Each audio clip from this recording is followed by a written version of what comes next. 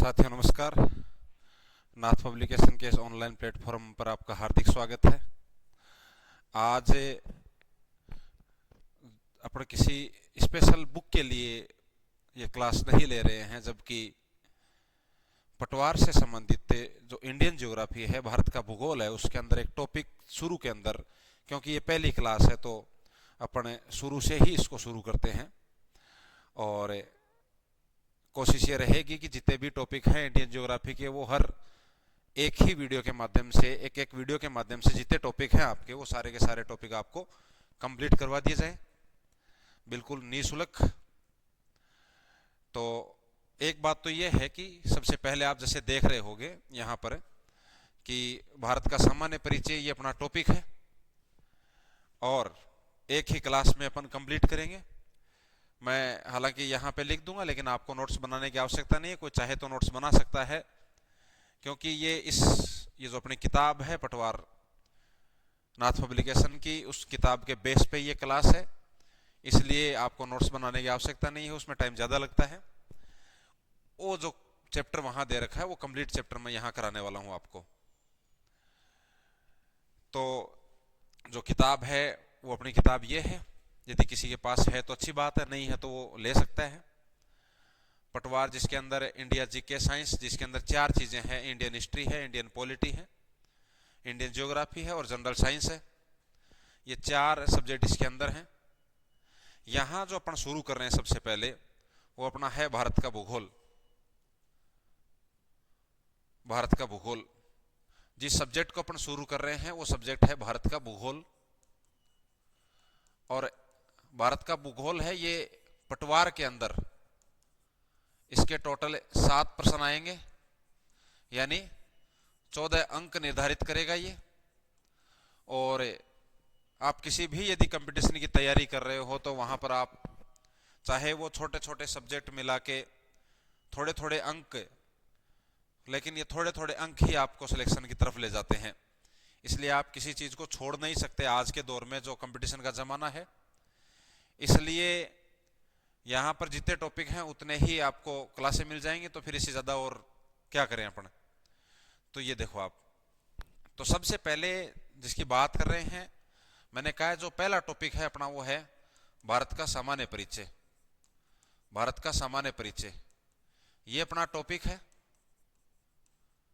और इसके अंदर भारत के सामान्य परिचय के अंदर दूसरी बात यह है कि भारत का सामान्य परिचय वैसे भी पढ़ना जरूरी है, क्योंकि इसके अंदर नॉर्मली अपन भारत का मानचित्र पढ़ते हैं। यदि पहले से किसी को आता है तो अच्छी बात है, नहीं आता है तो आज आप इसको सीखने की कोशिश करना। भारत के सामान्य परिचय के अंदर सामान्य रूप से अपन क्या क्या पढ़ते हैं, इसके अंदर एक तो अपने भारत की स्थिति व विस्तार पढ़ते हैं कि भारत की स्थिति विश्व के अंदर कहाँ है और इसका विस्तार यानी इसका फैलाव कितना है। और दूसरा खास करके हम इसकी बाउंड्री को पढ़ते हैं, सीमा को पढ़ते हैं, और यहीं से अपना मानचित्र क्लियर होता है इसे बाउंड्री को पढ़ने से। तो यहां सबसे पहले अपन बात करते हैं स्थिति और विस्तार की। जो टॉपिक हमने शुरू किया है, सबसे पहले हम किसकी बात करते हैं? स्थिति और विस्तार की बात करते हैं। स्थिति और विस्तार का मतलब यह है कि भारत विश्व के अंदर कहां स्थित है और इसका विस्तार कितना है। और इसको समझने से पहले, इससे पहले हमें जिन चीजों की आवश्यकता है समझने की, वो चीजें हैं एक तो अक्षांश रेखाएं, अक्षांश रेखाएं, और एक अपने देशांतर रेखाएं, देशांतर रेखाएं। क्योंकि अपन जो भारत की स्थिति देखते हैं वो इन अक्षांशों और देशांतरों के मध्य ही निर्धारित करके देखते हैं, इसलिए थोड़ा बहुत हमें इनका भी ज्ञान होना चाहिए। हालांकि अपने को इतना तो पारंगत नहीं होना है कि हमें एकदम डिटेल से इन चीज़ों को पढ़ना चाहिए, लेकिन फिर भी थोड़ा बहुत तो ये ज्ञान आपको होना चाहिए कि क्या अक्षांश रेखाएं हैं, क्या देशांतर रेखाएं, क्या इनका महत्व है, क्यों अपन इसको पढ़ रहे हैं। और फिर इसको बाद में अपन इसको इम्प्लीमेंट करेंगे इस टॉपिक के अंदर, तो वो कहाँ पर करेंगे। तो सबसे पहले हम बात कर लेते हैं स्थिति और विस्तार की। जो पहला अपन इसका भाग लेते हैं सामान्य परिचय में, वो लेते हैं अपन स्थिति व विस्तार की। और स्थिति और विस्तार में अपन सबसे पहले बात कर लेते हैं अक्षांश रेखाओं की, अक्षांश रेखाएं। पहले थोड़ा सा अपन समझ लेते हैं कि अक्षांश रेखाएं हैं क्या। अक्षांश रेखाएं या अक्षांश, आप इनको अक्षांश, ये अक्षांश तो है ही, लेकिन अक्षांश रेखाएं भी हैं, दो अक्षांशों को छोड़कर। ये हैं क्या? ये काल्पनिक रेखाएं हैं। जैसे ये मान लीजिए कि ये पृथ्वी है, ये आपकी पृथ्वी है। इस पृथ्वी की दिशा आप देखते हो तो ये उत्तर है, ये दक्षिण है, ये पूर्व है, ये पश्चिम है।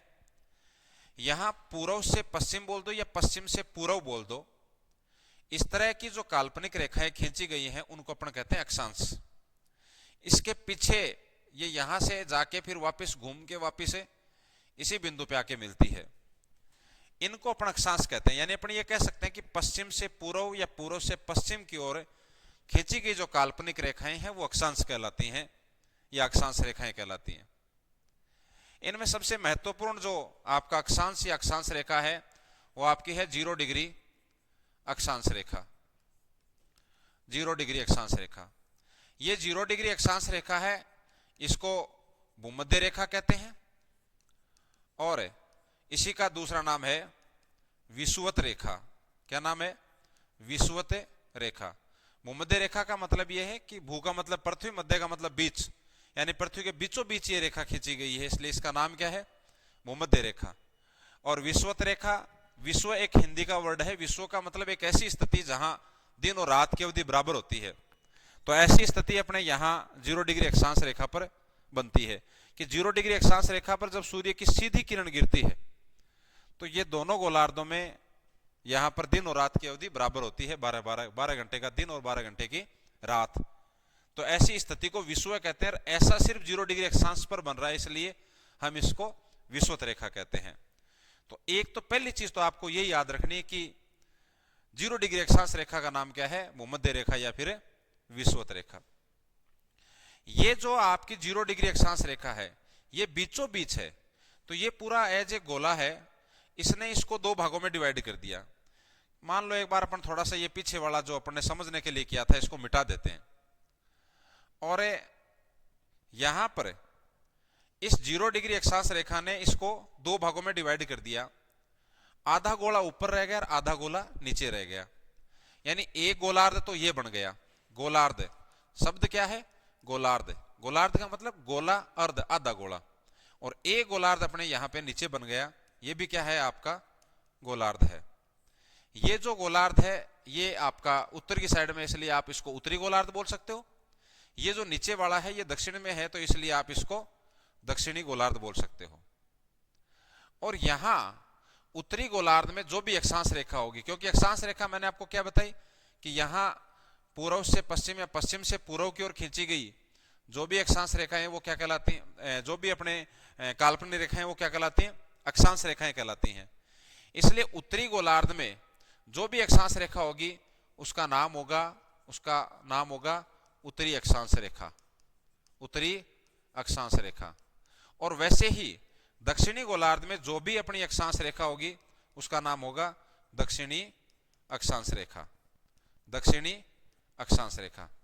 तो 2 बातें तो मेरे हिसाब से आपकी ये समझ में आ गई होगी कि उत्तरी अक्षांश रेखा किसको बोलेंगे? 0 डिग्री अक्षांश रेखा के उत्तर में जो आपका उत्तरी गोलार्ध है वहां जो भी आपने अक्षांश रेखा खींची वो उत्तरी अक्षांश रेखा होगी। 0 डिग्री अक्षांश रेखा के दक्षिण में जो दक्षिणी गोलार्ध स्थित है वहां पर जो भी आपने अक्षांश रेखा खींची है वो आपकी दक्षिणी अक्षांश रेखा होगी। अब बात करते हैं कुछ महत्वपूर्ण और अक्षांश रेखाओं की। जैसे ये आपकी पृथ्वी है और इस पृथ्वी पर बीचों बीच तो हमने क्या ले लिया? 0 डिग्री अक्षांश रेखा। ये तो हमने क्या ली है?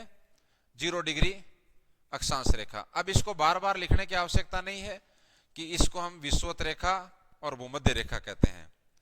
इसके उत्तरी गोलार्ध में जो भी अक्षांश रेखाएं खींची जा रही हैं उत्तरी अक्षांश रेखाएं हैं। और ये मान लीजिए कोई यहां पर एक आपके अक्षांश रेखा है और ये 10 डिग्री का मतलब ये है कि जो ये आपका पृथ्वी का केंद्र है, इस पृथ्वी के केंद्र पे ये जो कोण यहां बनता है, ये जो कोण बनता है इधर से और ये कोण बनता है इधर से, ये जो कोण बनता है तो इधर ये 10 डिग्री का कोण जहां बनेगा, इधर ये 10 डिग्री का कोण बनेगा, ये जो दोनों बिंदु, इन दोनों बिंदु को मिलाएंगे तो वो 10 डिग्री हो जाएगा। अब यहां पर ये जो 10 डिग्री है ये आपके उत्तरी गोलार्ध में है, तो इसको हम क्या कहेंगे, 10 डिग्री उत्तरी अक्षांश रेखा कहेंगे।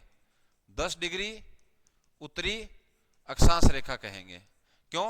क्योंकि ये उत्तरी गोलार्ध में है। एक उदाहरण और ले लेते हैं कि मान लो यहां पर ये आपके 70 डिग्री है, तो इसका नाम क्या हो जाएगा, 70 डिग्री उत्तरी अक्षांश रेखा हो जाएगा। 70 डिग्री उत्तरी अक्षांश रेखा। और लास्ट में जो ये अक्षांश है ये आपका 90 डिग्री, क्योंकि ये जो कोण यहां बन रहा है वो 90 डिग्री का बन रहा है, तो ये हो जाएगा 90 डिग्री उत्तरी अक्षांश। उत्तरी अक्षांश। ध्यान यही रखना है कि ये आपके अक्षांश रेखा नहीं है 90 डिग्री, क्योंकि ये एक डॉट के रूप में, एक बिंदु के रूप में है, जबकि रेखा का मतलब ये होता है कि दो बिंदुओं के बीच में यदि उसको मिलाएं तो एक रेखा बनती है अपने। लेकिन ऐसा अपने यहाँ 90 डिग्री उत्तरी अक्षांश पे नहीं बनता है, इसलिए ये सिर्फ अक्षांश है। ये सभी अक्षांश तो हैं, लेकिन अक्षांश रेखाएं सभी नहीं है, क्योंकि 90 डिग्री उत्तरी अक्षांश ये अक्षांश रेखा नहीं है। ऐसे ही आप जब नीचे आओगे दक्षिणी गोलार्ध में, तो यहां पर मान लीजिए कि ये एक आपकी अक्षांश रेखा है। मैं उदाहरण के रूप में लिख लेता हूं कि 30 डिग्री, तो इसका नाम होगा 30 डिग्री दक्षिणी अक्षांश रेखा। 30 डिग्री दक्षिणी अक्षांश रेखा। क्यों? क्योंकि ये दक्षिणी गोलार्ध में, जबकि यहां पे जो एंगल बन रहा है वो 30 डिग्री का बन रहा है। ठीक है ना। फिर यहां पे आप इधर आ जाइए, मान लीजिए यहां पर मान लीजिए 80 डिग्री, ये एंगल 80 डिग्री का बन रहा है यहाँ पे, तो ये हो गया आपकी 80 डिग्री दक्षिणी अक्षांश रेखा। दक्षिणी अक्षांश रेखा। और लास्ट जैसे ये आपका ये बिंदु है लास्ट, ये आपका 90 डिग्री दक्षिणी अक्षांश है। 90 डिग्री दक्षिणी अक्षांश है। इस तरह से ये कुछ अक्षांश रेखाएं आप खींच सकते हो। अब इसमें कुछ बातें यदि आपको याद रखनी है, तो एक चीज तो आप ये याद रख सकते हो, यदि आपको ये पूछ ले कि कुल पृथ्वी पर कुल अक्षांश कितने हैं, तो कुल अक्षांश कितने, तो 90 अक्षांश उत्तरी गोलार्ध में, 90 अक्षांश दक्षिणी गोलार्ध में, और एक आपका 0 डिग्री, यानी टोटल अक्षांशों की संख्या कितनी, 181। लेकिन आपको ये पूछ ले कि कुल अक्षांश रेखाएं कितनी है, कुल अक्षांश रेखाएं कितनी है, यदि यह आपको पूछ ले तो कुल अक्षांश रेखाएं हैं वो आपकी सिर्फ 179 होंगी। क्यों होंगी? क्योंकि टोटल 181 अक्षांश रेखाएं हैं, उसमें से ये दो तो आपके क्या सिर्फ अक्षांश है, ये अक्षांश रेखाओं में शामिल नहीं है, तो ये दो माइनस हो जाएंगे तो 179। तो यानी पृथ्वी के ऊपर टोटल अक्षांश रेखाओं की संख्या तो कितनी है, 179, जबकि कुल अक्षांश कितने हैं तो वो 181 है। क्योंकि ये सभी अक्षांश तो हैं, लेकिन इसमें ये दो अक्षांश रेखाएं नहीं है। ये बात मेरे हिसाब से आपके समझ में आ गई होगी। अब इसके अंदर कुछ महत्वपूर्ण अक्षांश रेखाएं हैं, उनको अपने को कवर करना है। जैसे वापिस अपन यदि इसको बनाते हैं कि मान लीजिए यह आपकी क्या है, पृथ्वी है, इस पृथ्वी के ऊपर है, बीच में वही आपके एक क्या है, 0 डिग्री अक्षांश रेखा, यह आपकी 0 डिग्री अक्षांश रेखा है। अब तो याद शायद हो गया होगा कि 0 डिग्री अक्षांश रेखा को क्या कहते हैं, भूमध्य रेखा या फिर विषुवत रेखा कहते हैं। इसके उत्तरी गोलार्ध में जो भी अपन अक्षांश रेखाएं खींचेंगे वो उत्तरी अक्षांश रेखाएं होंगी। यहाँ इसके दक्षिण में, दक्षिणी गोलार्ध के अंदर जो भी अक्षांश रेखाएं होंगी वो इसकी दक्षिणी अक्षांश रेखाएं हो जाएंगी। यहाँ महत्वपूर्ण जो अक्षांश है उसमें से एक अक्षांश तो ये है 23.5 डिग्री उत्तरी अक्षांश रेखा। 23.5 डिग्री उत्तरी अक्षांश रेखा, और ये 23.5 डिग्री उत्तरी अक्षांश रेखा है, इसे हम कहते हैं करक रेखा। क्या कहते हैं हम, करक रेखा। तो एक चीज तो ये स्पेशल आपको याद रखनी है कि करक रेखा का मान है क्या है, करक रेखा का मान है 23.5 डिग्री उत्तरी अक्षांश रेखा। और ये अपने लिए इंपॉर्टेंट है क्योंकि ये भारत के बीचों बीच गुजरती है ये, इसलिए ये अपने लिए इंपॉर्टेंट है। उसके बाद नीचे आप आओगे कि अभी हालांकि हम इसको भारत के अंदर अप्लाई करके देखेंगे। इसके बाद नीचे जब आप आओगे तो यहां पर भी क्या है, एक आपके महत्वपूर्ण अक्षांश है, यह है 23.5 डिग्री दक्षिणी अक्षांश रेखा। दक्षिणी अक्षांश रेखा, और ये 23.5 डिग्री दक्षिणी अक्षांश रेखा है, इसका नाम है मकर रेखा। क्या नाम है, मकर रेखा। तो मकर रेखा दक्षिणी गोलार्ध में, जबकि करक रेखा आपके उत्तरी गोलार्ध में है। तो दो मान आपको अच्छी तरीके से ये याद करने हैं। 23.5 ही क्यों लिया, वो इसका कारण है कि पृथ्वी अपने अक्ष पे 23.5 डिग्री कोण पर झुकी हुई है, इसलिए सूर्य का जो सीधी किरणें वो अधिकतम उत्तरी गोलार्ध में 23.5 डिग्री उत्तरी अक्षांश तक, और दक्षिणी गोलार्ध में अधिकतम सीधी किरण गिरेंगी वो आपकी 23.5 डिग्री दक्षिणी अक्षांश रेखा पर। तो करक रेखा और मकर रेखा, अपने पास 3 अक्षांश रेखाएं हो गई महत्वपूर्ण। एक तो 0 डिग्री अक्षांश रेखा, 0 डिग्री अक्षांश रेखा का नाम क्या है, भूमध्य रेखा या विषुवत रेखा। एक हो गई 23.5 डिग्री उत्तरी अक्षांश रेखा, जिसे हम क्या कह रहे हैं, करक रेखा। और एक हो गई 23.5 डिग्री दक्षिणी अक्षांश रेखा, जिसे हम क्या कहते हैं, मकर रेखा कहते हैं। ये महत्वपूर्ण अक्षांश रेखाएं हैं। और जो हमने ऊपर थोड़ी देर पहले लिया है 90 डिग्री उत्तरी अक्षांश, देखो एन भी लिख दो ना मैं, एन का मतलब है नॉर्थ, तो 90 डिग्री एन ये लिख दिया ना, तो इसका मतलब 90 डिग्री उत्तरी अक्षांश है। इसको हम कहते हैं उत्तरी ध्रुव। क्या कहते हैं, उत्तरी ध्रुव कहते हैं। और एक अपने यहाँ दक्षिणी गोलार्ध में 90 डिग्री एस मैंने लिखा है, इसका मतलब साउथ, साउथ का मतलब दक्षिण, ये आपका हो गया दक्षिणी ध्रुव। क्या है, दक्षिणी ध्रुव। ये महत्वपूर्ण अक्षांश है अपने, ठीक है ना। तो ये थोड़ी सी बातें आपको याद रखनी है। अब अपन क्या करते हैं, अब इसको अपन थोड़ा सा भारत में अप्लाई करते हैं। फिर एक बार और बनाएंगे, एक बार ये कि ये मान लीजिए आपकी पृथ्वी है, इस पृथ्वी पर अब तो बिल्कुल एकदम रटा जाएगा आपके कि ये बीच में क्या है। जैसे ही मैं बनाऊंगा तो आपके दिमाग में शायद आ जाएगा कि मैंने क्या बनाया है, लिखने से पहले आपके दिमाग जाएगा कि ये क्या है, 0 डिग्री अक्षांश रेखा है। अपना जो ये भारत है, ये भारत है अपने यहाँ इधर उत्तरी गोलार्ध में। कहाँ स्थित है ये उत्तरी गोलार्ध में है ये। इसका मतलब क्या हुआ, इसका मतलब ये हुआ कि भारत है ना, भारत वो आपके सिर्फ और सिर्फ उत्तरी अक्षांश रेखाओं के बीच स्थित होगा। पहली बात तो ये, ठीक है ना। तो ये चीज तब समझ में आएगी जब अपने ये चीजें सारी की सारी समझ में आएगी, अदरवाइज तो ये समझ में आएगा नहीं ये, ठीक है ना। तो ये थोड़ी सी याद रखनी है। दूसरी बात मैंने क्या कहा थोड़ी देर पहले कि यहां से इसके बीच से गुजरती है क्या, करक रेखा। क्या गुजरती है, करक रेखा। तो अपने ये करक रेखा अपने लिए क्या हो गई, इंपॉर्टेंट हो गई। ये अच्छी तरीके से याद करना, क्योंकि ऑप्शन जब भी आएंगे तो वहां हो सकता है कि विस्तार के अंदर आपको उत्तरी की जगह कुछ जगह दक्षिणी लिखा हुआ मिले।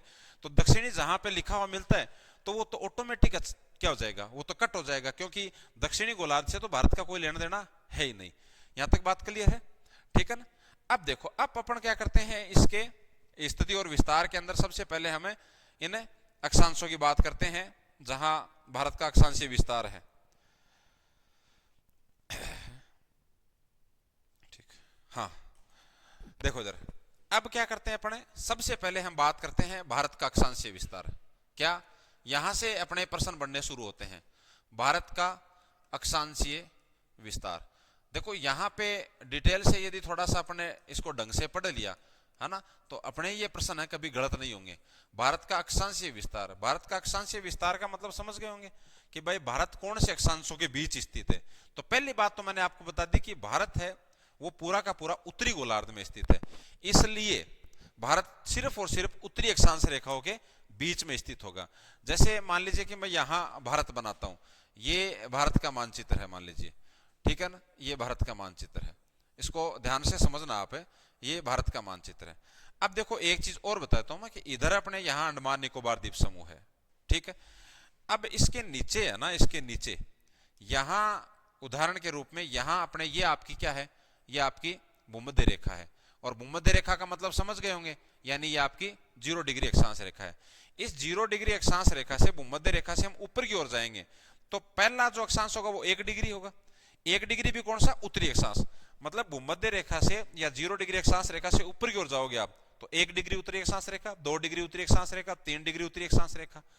अब इधर ये जो आप नक्शे में इसको ढंग से देखोगे तो ये जो बिंदु है नक्शा किताब में दिया हुआ उसके अंदर ड्रॉ किया हुआ है सारा का सारा, तो चिंता मत करना, आप वहां नक्शे के अंदर देख लेना। तो पहले अपने ये अक्षांश आएगा, यही अक्षांश आएगा, यहां से भारत का अक्षांशीय विस्तार शुरू होगा। और ये जो अक्षांश है वो है 6 डिग्री 45 मिनट एन, मैं बार बार एन लिख रहा हूं, एन का मतलब है उत्तरी अक्षांश। यानी भारत का संपूर्ण भारत का जो अक्षांशीय विस्तार है वो कहां से शुरू होता है, इस बिंदु से। और इस बिंदु से जो आपकी अक्षांश गुजरती है उसका मान है 6 डिग्री 45 मिनट। ये आगे लगा हुआ है, ये मिनट है, ये मिनट वो समय वाला नहीं है, मिनट ये डिग्री का ही छोटा रूप है। 1 मिनट सॉरी 1 डिग्री के अंदर टोटल 60 मिनट होते हैं, मतलब डिग्री को और डिवाइड किया तो यहां से भारत का अक्षांशीय विस्तार शुरू होता है। उसके बाद आप आगे जाओगे तो 6 डिग्री से बढ़ेगा, ऊपर जाओगे तो 7 8, ये जो भारत का मुख्य भूमि का विस्तार जहां से शुरू होता है ये है 8 डिग्री 4 मिनट उत्तरी अक्षांश। यानी भारत के मुख्य भूमि का अक्षांशीय विस्तार कहां से शुरू होता है, 8 डिग्री 4 मिनट उत्तरी अक्षांश से।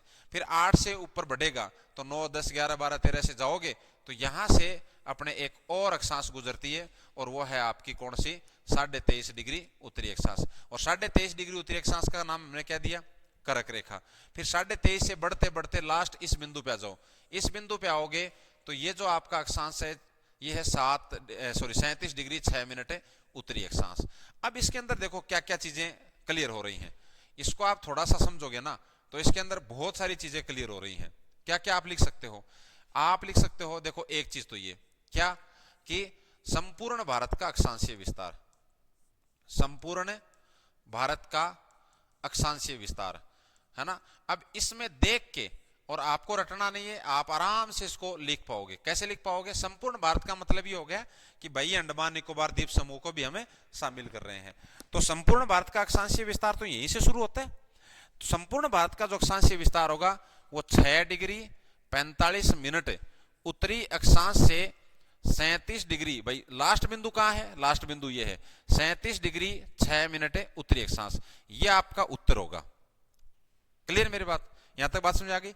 उसके बाद देखो एक मान लो कि ये लिखा हुआ हो कि भारत की मुख्य भूमि का अक्षांशीय विस्तार, भारत की मुख्य भूमि का अक्षांशीय विस्तार, मुख्य भूमि का अक्षांशीय विस्तार। यदि ऐसा अगला पूछ ले आपको, ऐसा यदि आपको पूछ ले तो फिर बाद में मुख्य भूमि का मतलब है जो कनेक्टेड है, ये पूरी ये जमीन ये मुख्य भूमि है तो ये भी है, लेकिन मुख्य तो यही है ना, ये भी भारत का हिस्सा है लेकिन मुख्य भूमि ये है। तो मुख्य भूमि का अक्षांशीय विस्तार तो यहां से शुरू होगा और एंड वाला जो बिंदु है वो तो सेम ही है दोनों का।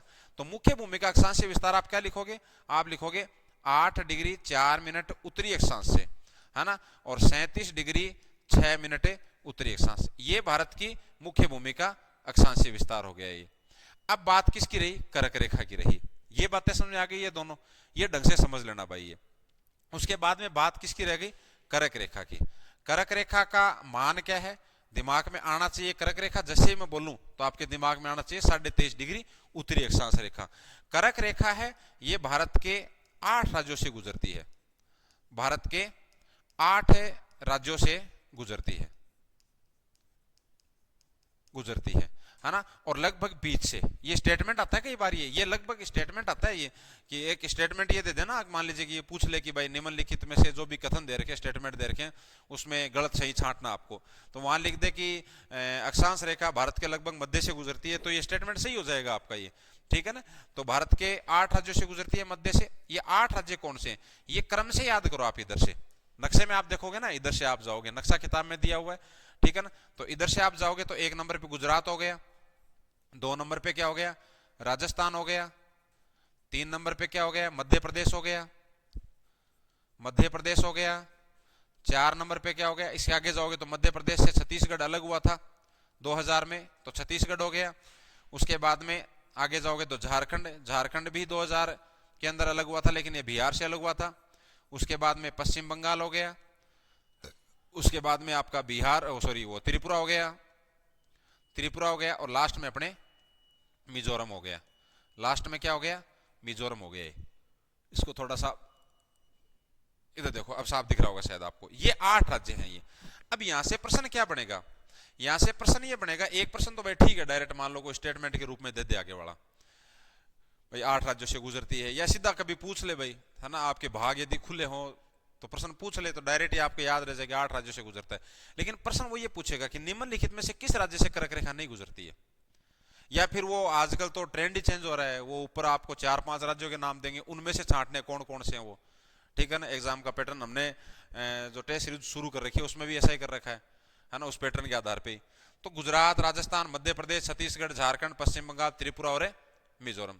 अब वहां अच्छा बात कर रहे थे हम उस क्वेश्चन की कि वो प्रश्न यदि ऐसा पूछ ले कि निम्नलिखित में से किस राज्य से और कर्क रेखा नहीं गुजरती है, तो 3 तो वो होंगे जो इन 8 में से, एक दूसरा होगा, तो एक दूसरा होगा। अब ये तो है नहीं, यदि लॉजिकली ढंग से प्रश्न बनाए आगे वाला एक लेवल का, तो वो आसपास के देगा, वो इसके आसपास के दे देगा। ओडिशा दे दिया उसने, है ना, बिहार दे दिया है, तो वो दूर का नहीं देगा, वो तमिलनाडु ये नहीं देगा, वो समझ जाएगा कि उसको पता है कि लगभग मध्य से गुजरती है, तमिलनाडु छांट लेगा वो, हाँ वही बात है कि आपके भाग खोलने हो तो अलग बात है कि फिर बाद में वो तमिलनाडु दे दो, फिर वो जम्मू कश्मीर दे दो, है ना।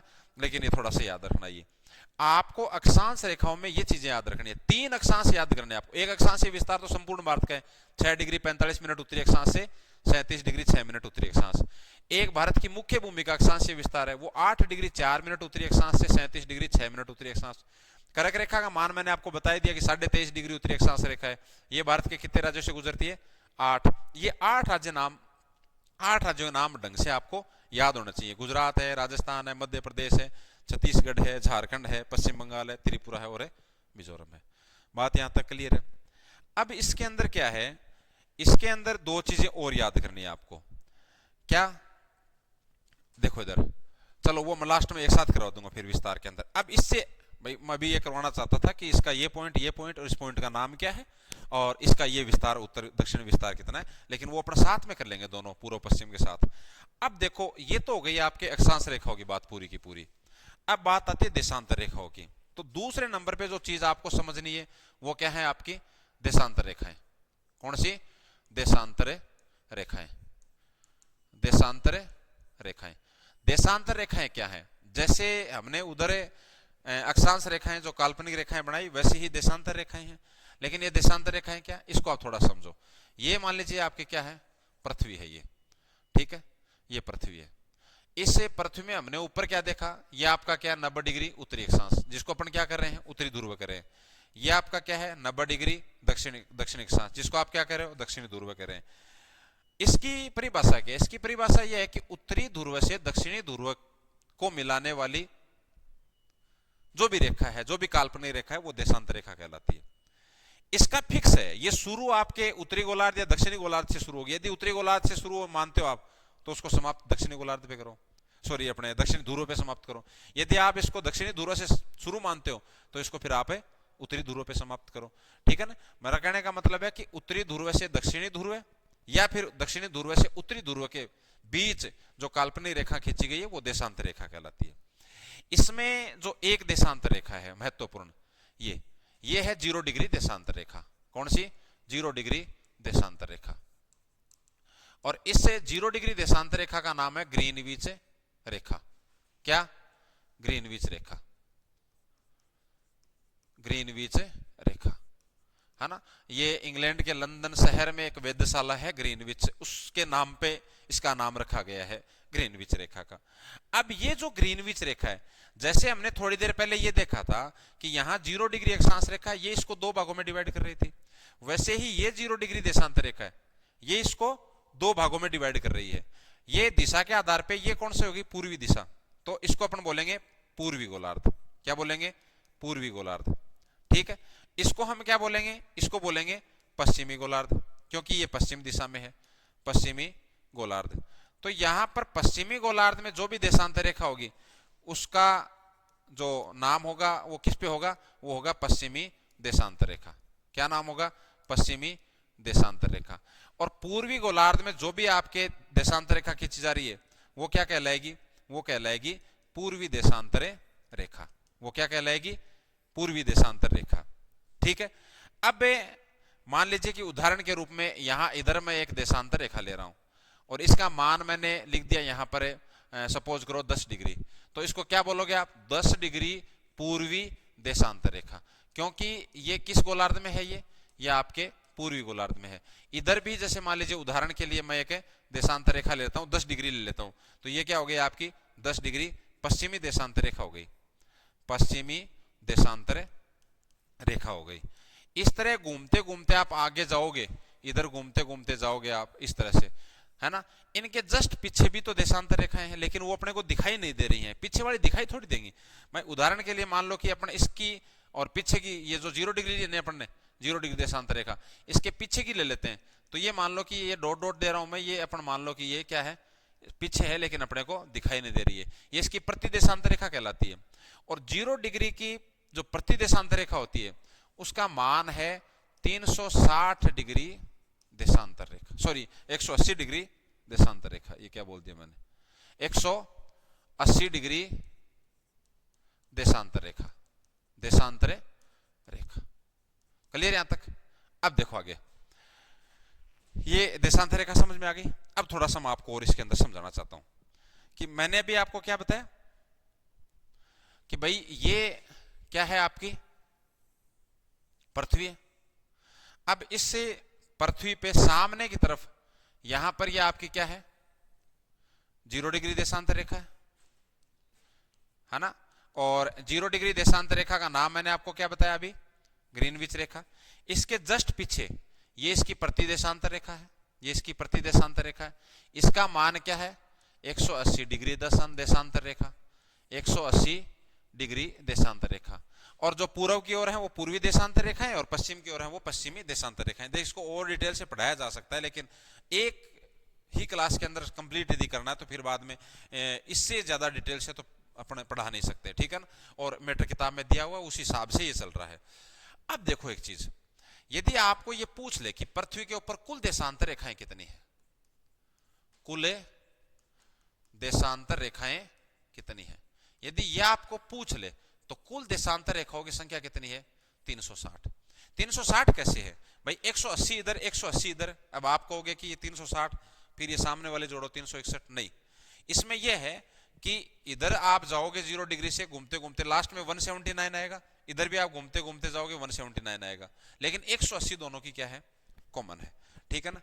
इसलिए तो इधर गए तो 179 तक गए अपन, ठीक है ना, उधर गए तो 179 तक गए, है ना। इन दोनों को जोड़ा तो ये कितनी हो गई, 358।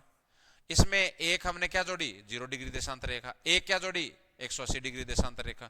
तो टोटल देशांतर रेखाओं की संख्या कितनी हो गई, 360 हो गई। इन देशांतर रेखाओं का एक महत्व और है। देशांतर रेखाओं का एक महत्वपूर्ण जो महत्व है वो है समय का निर्धारण करना। महत्व जो है वो है समय का निर्धारण करना, समय का निर्धारण करना, ठीक है ना। जो अपने यहां पर अपने भारत के अंदर मान लीजिए कि समय निकालते हैं कि भारत का मानक समय, तो भारत का मानक समय जिस देशांतर रेखा से निर्धारित करते हैं वो अपनी 82 डिग्री पूर्वी देशांतर रेखा है। तो वो एक रेखा एक स्पेशल अपन फिक्स कर लेते हैं और वहीं से पूरे देश का समय निर्धारित किया जा सकता है। हालांकि कोई देश है वो एक से अधिक देशांतर रेखाओं को भी और मानक समय रेखा मान सकता है। भारत में भी अपने जो ये पूर्वोत्तर भारत के राज्य हैं उन्होंने पीछे मांग की थी कि हमारे लिए अलग से एक मानक समय रेखा निर्धारित की जाए, लेकिन ऐसा हुआ नहीं, ठीक है ना। तो ये एक और इसका महत्व है, स्थिति तो है ही है, प्लस से समय का निर्धारण करना। अब आ जाओ भारत के ऊपर, आप थोड़ा ढंग से समझो। यहां तक बात समझ में आ गई आपको, वापस मैं रिपीट कर रहा हूं कि देशांतर रेखाएं क्या है। देशांतर रेखाएं उत्तरी ध्रुव से दक्षिणी ध्रुव को या दक्षिणी ध्रुव से उत्तरी ध्रुव को मिलाने वाली काल्पनिक रेखाएं देशांतर रेखाएं कहलाती है। एक 0 डिग्री देशांतर रेखा है, उसका नाम है ग्रीनविच रेखा। 0 डिग्री देशांतर रेखा के पूर्व में पूर्वी गोलार्ध है, तो 0 डिग्री देशांतर के पूर्व में अर्थात पूर्वी गोलार्ध में जो भी आप देशांतर रेखाएं खींचेगो वो क्या कहलाएंगे, आपकी पूर्वी देशांतर रेखाएं। 0 डिग्री देशांतर रेखा के पश्चिम में जो भी आपकी देशांतर रेखाएं हैं वो क्या कहलाएंगी, पश्चिमी देशांतर रेखाएं आएंगी। और 180 दोनों की कॉमन है। टोटल देशांतरों की संख्या कितनी है या देशांतर रेखाओं की संख्या कितनी है, 360 है। यहां तक बात क्लियर हो गई। अब देखो अपन आ जाते हैं थोड़ा सा भारत के संदर्भ में। कैसे, इधर देखिए आप थोड़ा ढंग से समझो। ये आपकी मान लो कि 0 डिग्री देशांतर है, इसको अपन ने क्या किया, थोड़ा सा मान लीजिए कि इसको खोल लिया अपन ने। ये आपकी 0 डिग्री देशांतर रेखा है, क्लियर। पूरे विश्व का जो समय का निर्धारण होता है वो वहीं से निर्धारित होता है ना। इसको अपन ग्रीनविच मीन टाइम बोलते हैं, जीएमटी। इधर अपने आओगे तो यहां मान लीजिए कि भारत है। भारत देखो देशांतरीय दृष्टि से है पूर्वी गोलार्ध के अंदर। इसका मतलब क्या हुआ, इसका मतलब ये हुआ कि पूरा का पूरा जो भारत है वो पूर्वी देशांतर रेखाओं के बीच में, जैसे मैंने थोड़ी देर पहले आपको बताया ना कि अक्षांश रेखाओं के अंदर दक्षिणी अक्षांश से अपना लेना देना है नहीं भारत का, क्योंकि पूरा का पूरा भारत तो उत्तरी गोलार्ध में। तो वैसे ही क्या है, यहां पर भी पूरा का पूरा भारत जब पूर्वी गोलार्ध में है तो भारत का पश्चिमी देशांतर रेखाओं से क्या लेना देना, भारत सिर्फ और सिर्फ पूर्वी देशांतर रेखाओं के बीच स्थित है। क्लियर मेरी बात। अब देखो यहां पर ये आपकी है 0 डिग्री देशांतर रेखा। अब आप इधर बढ़ रहे हो तो यहां देशांतरों का मान बढ़ रहा है, तो वो पूर्वी देशांतर रेखाएं हैं। जैसे जैसे हम आगे की ओर जाएंगे तो ये जो बिंदु है, ये भारत का जो बिंदु है वो सबसे पहले आएगा। तो भारत का जो देशांतरीय विस्तार है वो तो यहां से शुरू होगा ना। और ये जो मान है वो है आपका 68 डिग्री 7 मिनट पूर्वी देशांतर रेखा, मैंने ई लिखा, ई का मतलब है ईस्ट, ईस्ट का मतलब पूर्व। भारत का देशांतरीय विस्तार यहां से शुरू हो रहा है। भारत का देशांतरीय विस्तार कहां से शुरू हो रहा है? 68 डिग्री 7 मिनट पूर्वी देशांतर रेखा से। आगे आओगे तो मान बढ़ेगा, मान बढ़ेगा तो ये बिंदु लास्ट होगा, ये भारत का लास्ट बिंदु होगा। तो ये कोई ना कोई देशांतर रेखा ये भी है, और इसका मान है 97 डिग्री 25 मिनट पूर्वी देशांतर। तो भारत का जो देशांतरीय विस्तार है वो 68 डिग्री 7 मिनट पूर्वी देशांतर से 97 डिग्री 25 मिनट पूर्वी देशांतर है। फिर मैंने आपको क्या कहा कि इसके बीच में हमने एक यहां पर और रेखा निर्धारित कर रखी है, और उसका मान है 82.5 डिग्री पूर्वी देशांतर रेखा। यह है भारत की मानक समय रेखा। पूरे देश का जो मानक समय है वो यहीं से निर्धारित करते हैं, चाहे फिर वो गुजरात में रहने वाला कोई व्यक्ति है उसके मोबाइल में या उसकी घड़ी में, चाहे फिर वो अरुणाचल प्रदेश में रहने वाला कोई व्यक्ति है, उन दोनों की घड़ी में टाइम सेम ही होगा, भले ही वहां स्थानीय समय में अंतर है, जैसे 2 घंटे का अंतर है, ठीक है ना। तो वो एक लोकल टाइम है, वो मानक जो समय है वो तो दोनों का सेम ही है ना, अरुणाचल प्रदेश में रहने वाले व्यक्ति का और गुजरात या राजस्थान में रहने वाले व्यक्ति का, ठीक है ना। तो जो हम यहाँ मानक समय निर्धारित करते हैं वो इस 82.5 डिग्री पूर्वी देशांतर रेखा से निर्धारित करते हैं। ये अपने भारत की मानक समय रेखा है, और ये भारत की मानक समय रेखा ये भी अपने भारत के 5 राज्यों से गुजरती है। जैसे हमने कर्क रेखा में पढ़ा था कि कर्क रेखा जो अपने लिए इंपॉर्टेंट है, इसके बीच में एक है ना, वो भारत के 8 राज्यों से गुजरती है। अब इसके अंदर क्या क्या चीज लिखोगे, क्या याद करोगे आप इसके अंदर? मैंने क्या कहा? भारत का देशांतरीय विस्तार। आपको याद क्या करना है? भारत का देशांतरीय विस्तार। और भारत का देशांतरीय विस्तार क्या है? 68 डिग्री 7 मिनट पूर्वी देशांतर से, 68 डिग्री 7 मिनट पूर्वी देशांतर से 97 डिग्री 25 मिनट पूर्वी देशांतर। ये भारत का देशांतरीय विस्तार है। क्लियर मेरी बात? भारत का अक्षांशीय विस्तार और ये भारत का देशांतरीय विस्तार। उसके बाद में देखिए आप, फिर बाद में मैंने क्या कहा? भारत की मानक समय रेखा क्या है? भारत की मानक समय रेखा, मानक समय रेखा, भारत की जो मानक समय रेखा है वो है 82.5 डिग्री पूर्वी देशांतर रेखा, 82.5 डिग्री पूर्वी देशांतर रेखा, ठीक है ना। और ये भारत की मानक समय रेखा है, ये यूपी के अंदर इलाहाबाद के पास नैनी से होकर गुजरती है, इलाहाबाद के पास नैनी से गुजरती है। इसको मान के अपन ने इसको निर्धारित किया है। फिर दूसरी बात ये कि ये जो भारत की मानक समय रेखा है ये 5 राज्यों से गुजरती है। भारत के कितने राज्यों से गुजरती है? 5 राज्यों से गुजरती है। ये 5 राज्य कौन कौन से हैं उसके नाम थोड़े से आपको याद करने। एक सबसे पहले उत्तर प्रदेश, कौन सा? उत्तर प्रदेश। दूसरा है मध्य प्रदेश, क्या? मध्य प्रदेश। उसके बाद में 3 नंबर पे क्या है? तो आपका है छत्तीसगढ़, क्या? छत्तीसगढ़। 4 नंबर पे है ओडिशा, कौन सा? ओडिशा। और 5 नंबर पे है आंध्र प्रदेश, कौन सा? आंध्र प्रदेश। ये 5 राज्य हैं। देखो ये 2 कॉमन आए, मध्य प्रदेश छत्तीसगढ़। मध्य प्रदेश छत्तीसगढ़ में से कर्क रेखा भी गुजर रही थी, और आपकी ये जो भारत की मानक समय रेखा है वो भी गुजरती है। क्लियर यहां तक बात? फिर बाद में देखो एक चीज और याद रखनी है कि भारत का मानक समय, भारत का मानक समय ग्रीनविच मीन टाइम से कितना घंटे आगे है? 5.5 घंटे आगे। ये थोड़ा सा याद रखना, कभी आपको डायरेक्ट फैक्ट पूछ ले।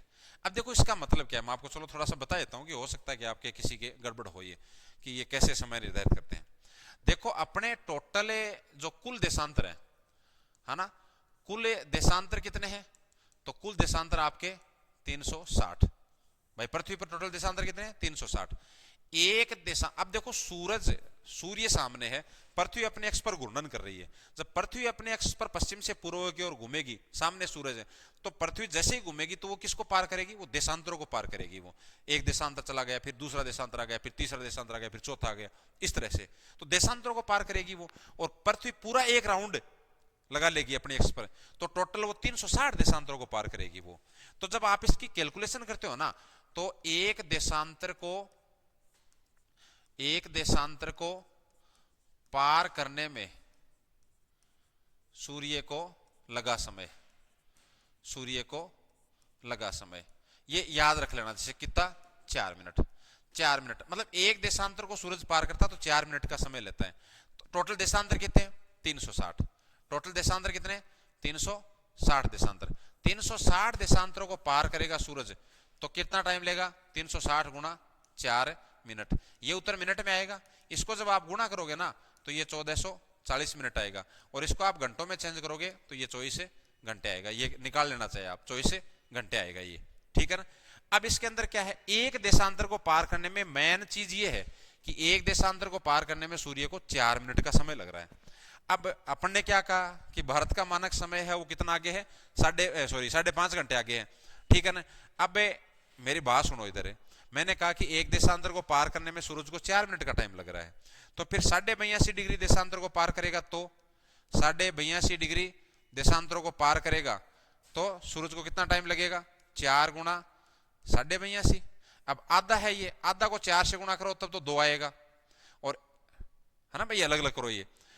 भैया आपको क्या करना है, 82.5 को देखो इधर, समझ रहे होंगे, ये 4 है। एक देशांतर को पार करने में 4 मिनट का समय, टोटल कितने देशांतरों को पार करेगा जब भारत का मानक समय निकलेगा? 82.5। भाई एक तो इसको अलग से ही कर लो आप, आधे को, तो आधे को 4 से गुणा करो तो 2 मिनट आ जाएगा। भाई एक देशांतर को पार करने में सूरज को 4 मिनट लग रहे हैं ना, तो आधे देशांतर को पार करेगा 2 मिनट लगेंगे। फिर ये 82 पूरा बच गया आपका, तो 4 दूनी 8 और 8 चौके 32, यानी 328। इन दोनों को आप जोड़ोगे तो 330 मिनट। 330 मिनट तो आया, 330 मिनट को आप गुणा करोगे ना, सॉरी घंटे में चेंज करोगे ना, तो वो 5 घंटे 30 मिनट आएगा, या फिर आप कह सकते हो कि 5.5 घंटे। क्लियर मेरी बात? तो ये जो चीज हमने लिखी है इधर, ये चीज हमने क्या लिखी है कि भारत का जो मानक समय है वो ग्रीनविच मीन टाइम से कितना आगे? 5.5 घंटे आगे। और आगे इसलिए है क्योंकि पूर्वी गोलार्ध में जैसे जैसे देशांतरों का मान बढ़ेगा ना, वैसे वैसे समय का मान बढ़ेगा। उसका कारण यह है कि ये पूर्वी भाग सूरज के सामने पहले आता है, तो पहले आता है तो जो ज्यादा पूर्वी देशांतर का मान है वो सूरज के सामने पहले आएगा। इतना याद रख लेना आप, और गहराई से तो क्या याद करो। इतना क्लियर हो गया मेरे हिसाब से, ठीक है। तो ये थोड़ा सा याद रख लेना भाई ये। अब देखो ये बात क्लियर हो गई आपके। अब देखो आगे फिर बात करते हैं अपने, इधर आ जाते हैं भारत के अंदर। अब जो मैं आपको पॉइंट बता रहा था कि अपन उन पॉइंटों को पढ़ेंगे, वो पॉइंट अपन यहां पर है। देखो जैसे ये मान लीजिए कि आपका भारत का नक्शा, ये नक्शा जैसा भी है ये भारत का नक्शा है ये, ठीक है। इसको थोड़ा सा और अपन छोटा कर लेते हैं।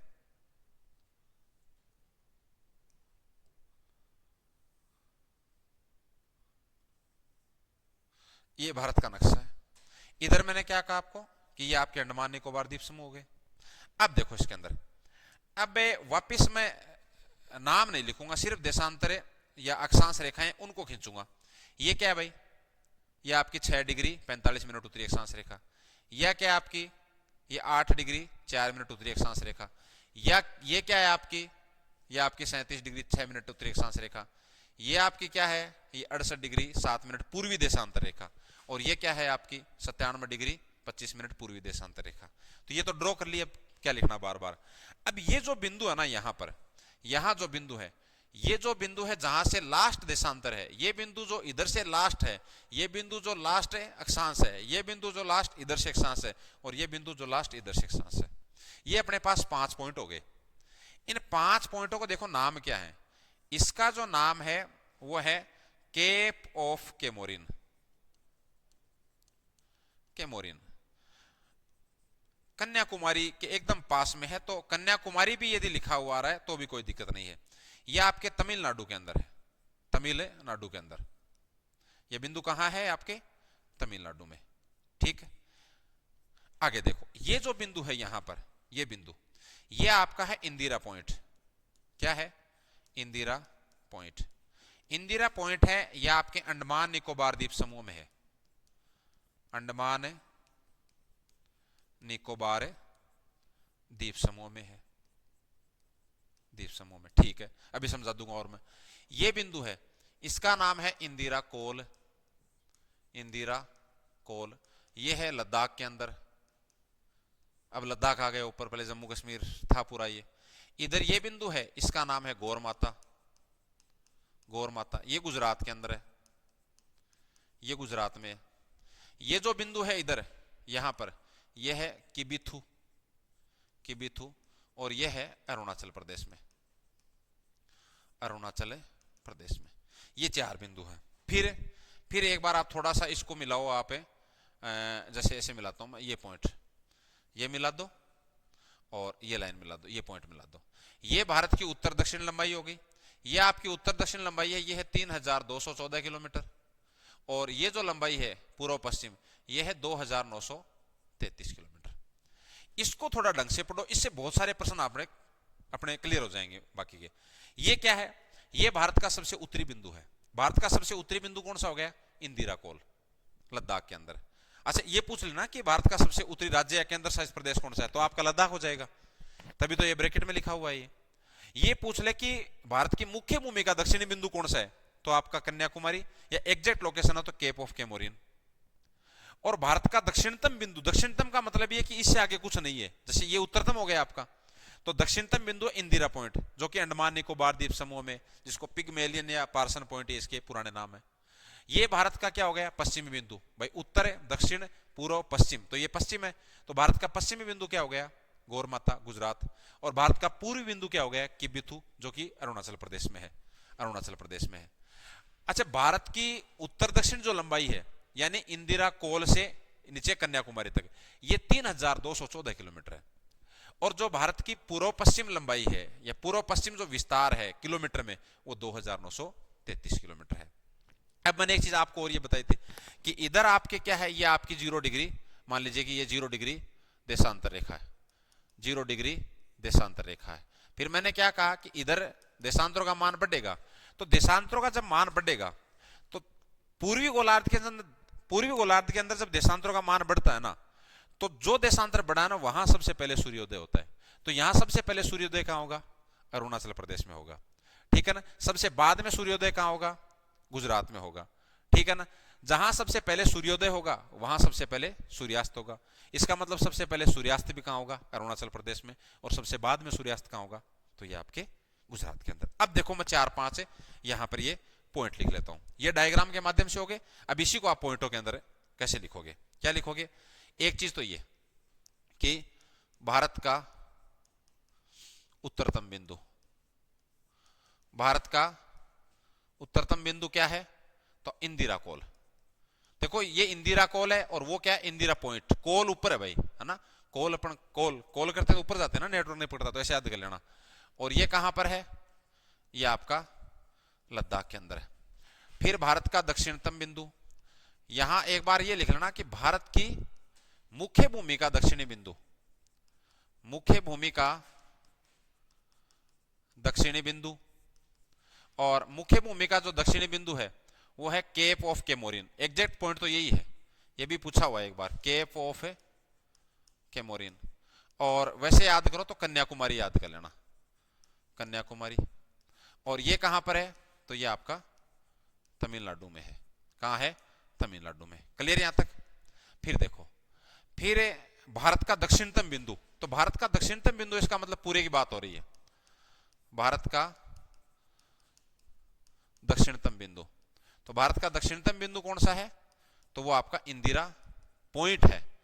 ये ध्यान रखना, क्या है? इंदिरा पॉइंट है ये। और ये कहां है? ये आपका अंडमान निकोबार द्वीप समूह में,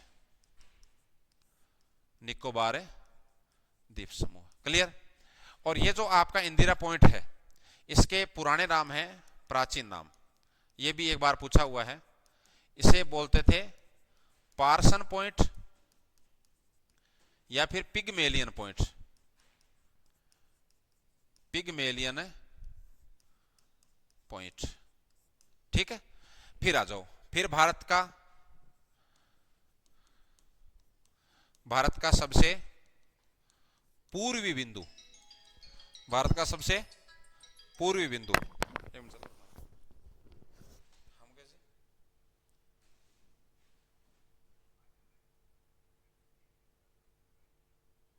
है, भेज दो, मैं क्लास ले रहा हूँ भाई, कोई दिक्कत नहीं, कर नहीं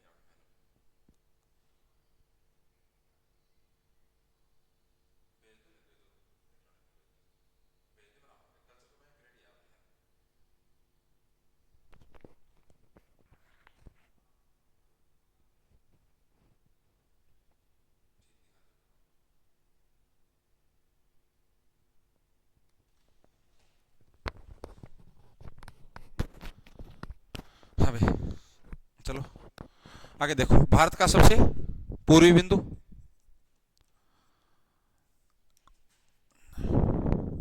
और भारत का सबसे पूर्वी बिंदु है ना, मतलब पूर्व की ओर। तो पूर्व की ओर कौन सा हो गया? किबिथु। और किबिथु कहां है? अरुणाचल प्रदेश में। अरुणाचल प्रदेश। फिर है भारत का सबसे पश्चिमी बिंदु, भारत का सबसे पश्चिमी बिंदु, पश्चिमी बिंदु। और ये क्या है? गौर माता। क्या? गौर माता। और गौर माता कहां है? तो ये आपका गुजरात में। क्लियर यहां तक? ये आपके 4-5 पॉइंट हो गए आपके। ये 5 पॉइंट अच्छी तरीके से आपको क्लियर होने चाहिए। क्लियर मेरी बात यहां तक? ठीक है ना? ये अपने यहां पे नक्शे में लिखा है और उधर अपने ये लिख दिया। अब 2 लाइनें आपको ये याद करनी है। कौन सी? वो सुनो इधर। एक चीज तो ये क्या कि भारत की उत्तर दक्षिण लंबाई, उत्तर दक्षिण लंबाई। तो भारत की उत्तर दक्षिण लंबाई कितनी है? 3214 किलोमीटर। फिर भारत की पूर्व पश्चिम लंबाई, भारत की पूर्व पश्चिम लंबाई वो कितनी है? 2933 किलोमीटर। ज्यादा क्या है भाई? ज्यादा उत्तर दक्षिण लंबाई ज्यादा है पूर्व पश्चिम? ये प्रश्न तो आए हैं राजस्थान के संदर्भ में, तो खूब आया ये प्रश्न, तो यहां पर भी आ जाएगा आने वाले टाइम में। ठीक है ना? तो ये भी थोड़ा सा याद रख लेना। एक चीज मैंने आपको क्या बताई कि भारत में सर्वप्रथम सूर्योदय व सूर्यास्त कहां होता है? अरुणाचल प्रदेश में, अरुणाचल प्रदेश राज्य में। भाई हमने क्या देखा है? बिंदु कि बिंदु किसका है? अरुणाचल प्रदेश का है ना? तो अरुणाचल प्रदेश तथा सबसे बाद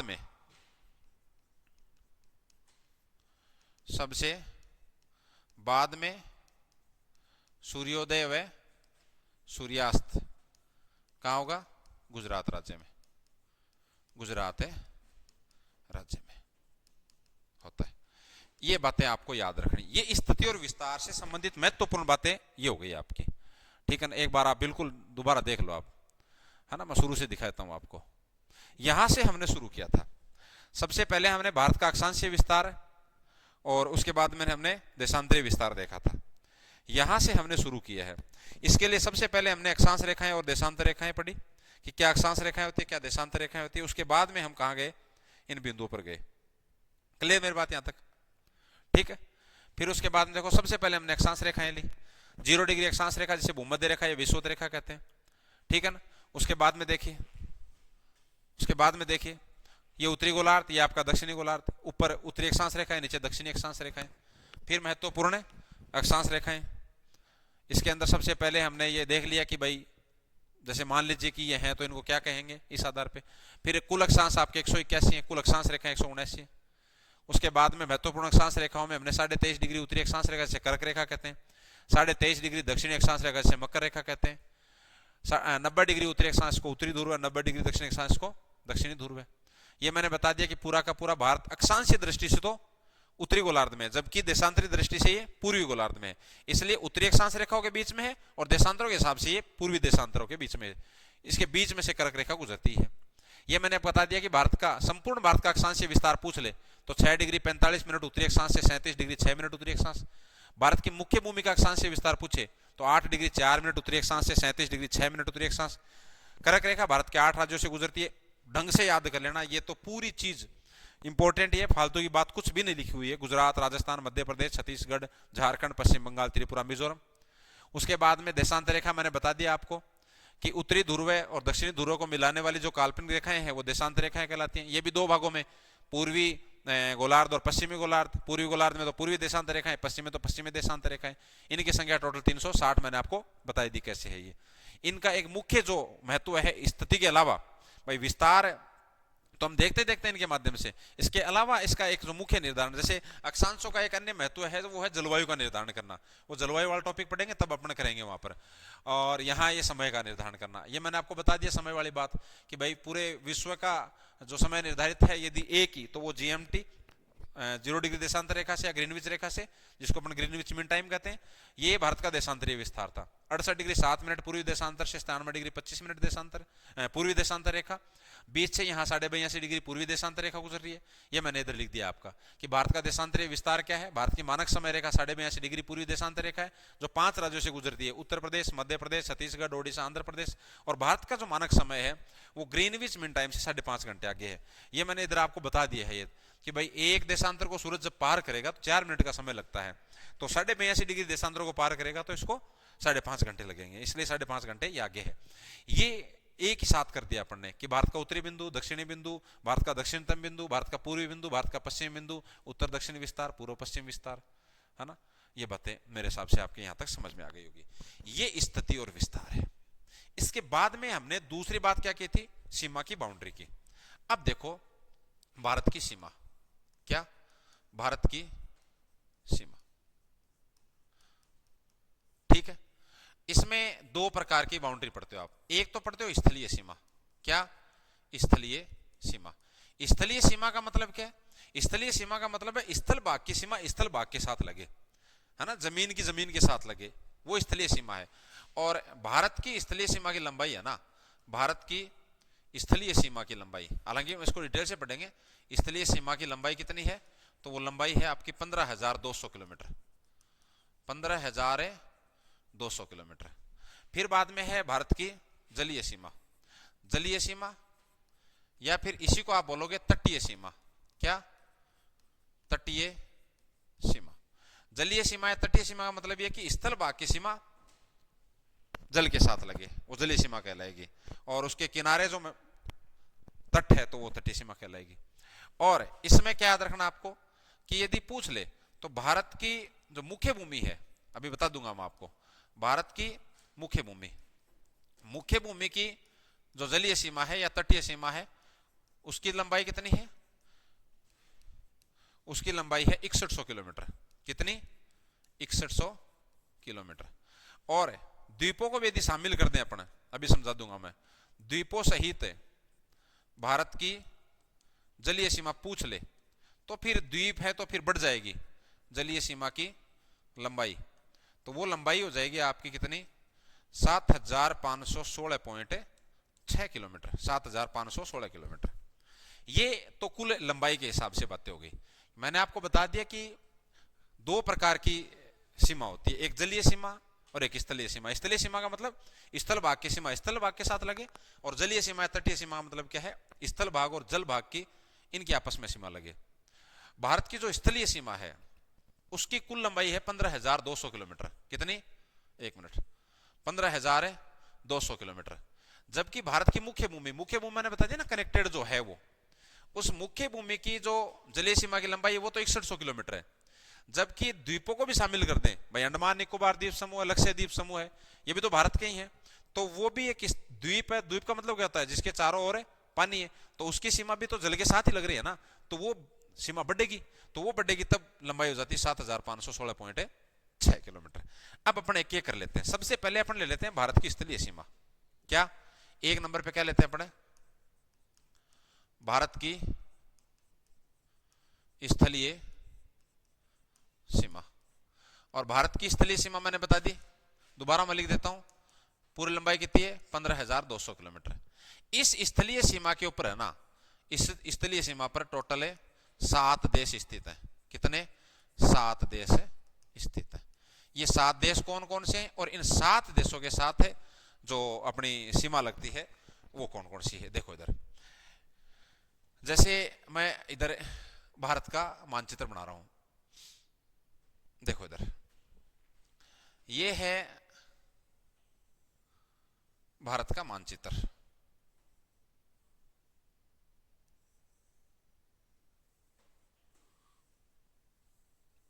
ये भारत का मानचित्र है। अब देखो यहां से इसके नीचे इधर आप जाओगे ना, यहां पर, तो यहां पर है अरब सागर, यहां पर क्या है, अरब सागर। यहां पर है आपकी बंगाल की खाड़ी, बंगाल की खाड़ी। यहां देखो, यहां तक, यहां जो देश है वो आपका इधर एक देश है जिसका नाम है बांग्लादेश। यहां तक अपनी स्थलीय सीमा है, ऊपर ये आपकी स्थलीय सीमा है यहां तक, ठीक है ना, ये स्थलीय सीमा है, ये क्लियर मेरी बात। और इसके नीचे यहां ये आपकी जलीय सीमा है। बात अपन पहले कर रहे हैं स्थलीय सीमा की। मैंने कहा स्थलीय सीमा की लंबाई कितनी है, 15,200 किलोमीटर। टोटल कितने देश स्थित है, 7 देश। इसमें एक पहला देश है वो इधर है, जिसका नाम है पाकिस्तान। तो पहला जो देश है उसका नाम क्या है, पाकिस्तान। कौन सा देश है, 7 देशों में पहला देश कौन सा है, पाकिस्तान। पाकिस्तान। और जो ये भारत और पाकिस्तान के बीच की सीमा है, के बीच की सीमा है, उसका नाम क्या है, उसका नाम है रेड क्लिफ लाइन। क्या नाम है, रेड क्लिफ लाइन। कई बार सीधा ही पूछ लेगा भारत और पाकिस्तान के बीच की जो बाउंड्री है उसका नाम क्या है, तो रेड क्लिफ लाइन है। 3,323 किलोमीटर इसकी लंबाई है। ये लंबाई याद रखो तो ठीक है, अदरवाइज कोई जरूरी है नहीं खास करके। इसकी जो लंबाई है वो कितनी है, 3,323 किलोमीटर। भारत और पाकिस्तान के बीच की जो बाउंड्री है, ये जो बाउंड्री है वो यहां तक है, यहां तक। अब यहां ये पाकिस्तान है, इधर अपने क्या है, भारत है। तो यहां पाकिस्तान की बाउंड्री यहां भारत के साथ लग रही है। तो भारत के जो यहां पर ये राज्य स्थित है, ये आपको याद करने हैं, यह आपको याद करना है। प्रश्न यहां से बनना शुरू होगा कि निम्नलिखित में से कौन सा राज्य या केंद्र शासित प्रदेश है जो आपके पाकिस्तान की सीमा पर स्थित नहीं है। तो वो फिर आपको पूरे के पूरे याद होने चाहिए। बात सबसे पहले हम किसकी कर रहे हैं, पाकिस्तान की। अब देखो पाकिस्तान की बाउंड्री पर जो अपने भारत है, यहां गुजरात है सबसे पहले। इसके बाद में यहां है आपका राजस्थान। आप मानचित्र किताब में दे रखा है, और यदि किताब नहीं है तो आपके मानचित्र है, और आप उधर देख लेना कोई खाली मानचित्र।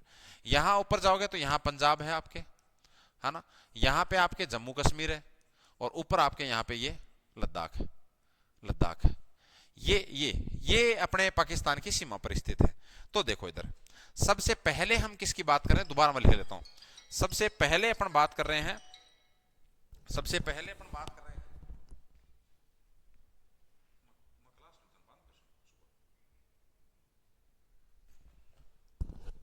यहां देखिए सबसे पहले, देखो इधर सबसे पहले हम किस, भाई मैंने क्या कहा, कितने देश हैं यहां पर, 7 देश है, 7 देश है। 7 देशों में सबसे पहला कौन सा है, सबसे पहला देश है पाकिस्तान, है ना, पाकिस्तान।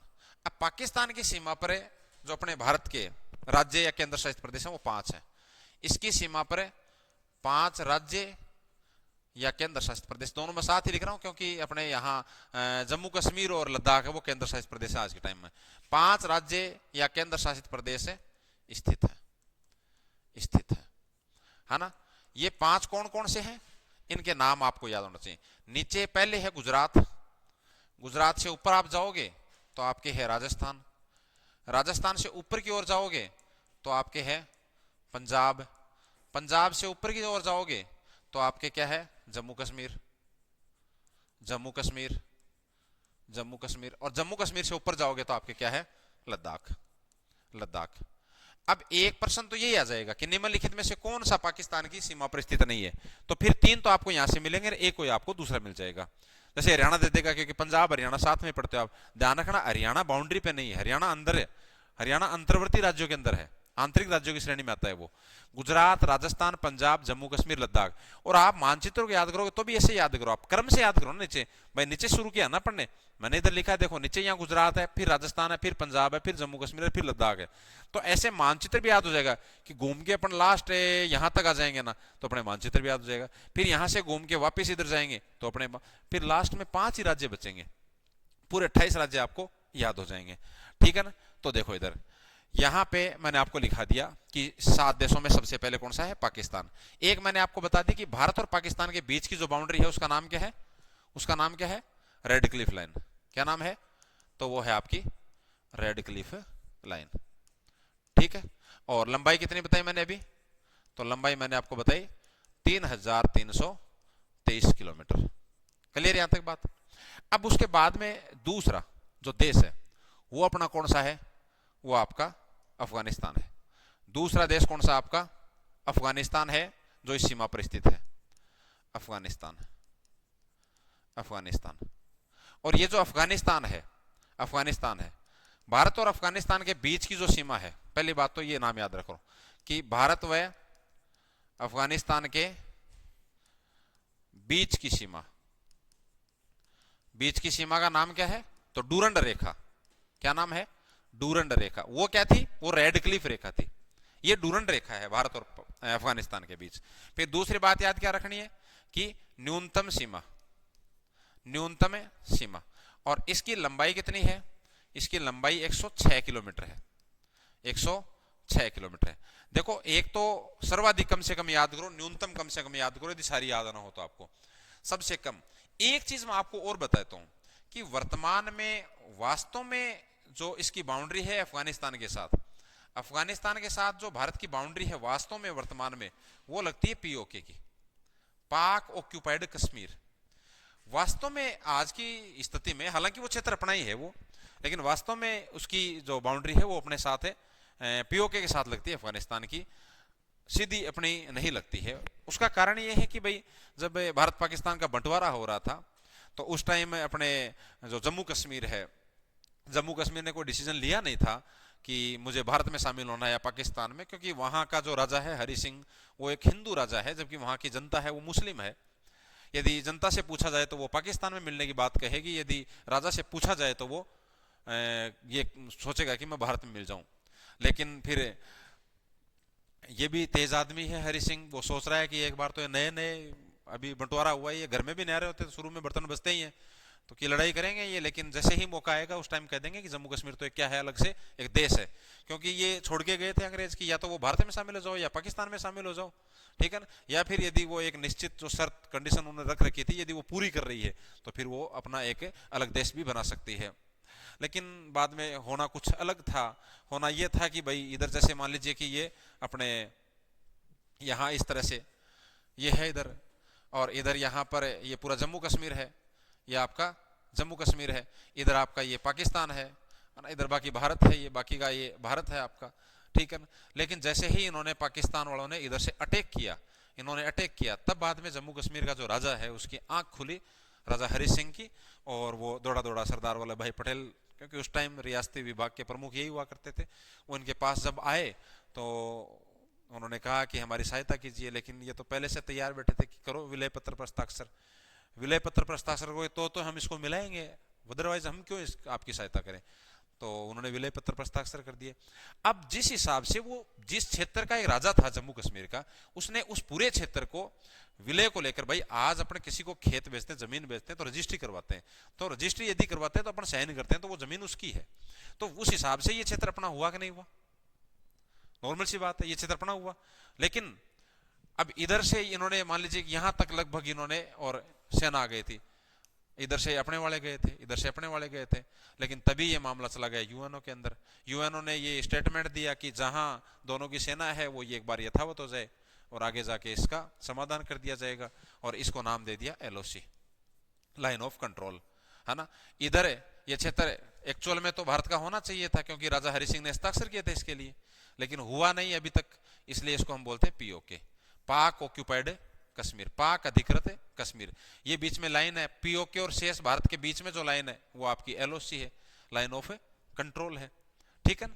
तो यहां इधर ऊपर आपके क्या है, अफगानिस्तान है, यहां आपका अफगानिस्तान है, इसलिए वास्तव में तो अपनी डायरेक्ट बाउंड्री अभी नहीं लग रही है क्योंकि पीओके की लग रही है, लेकिन ये अपना है, ये अपना है ये, इसलिए हम पढ़ते हैं कि हमारी बाउंड्री अफगानिस्तान के साथ लगती है, ठीक। तो ये चलो जो भी बात है ये बात आ गई समझ में यहां तक, तो ये थोड़ा सा याद रख लेना।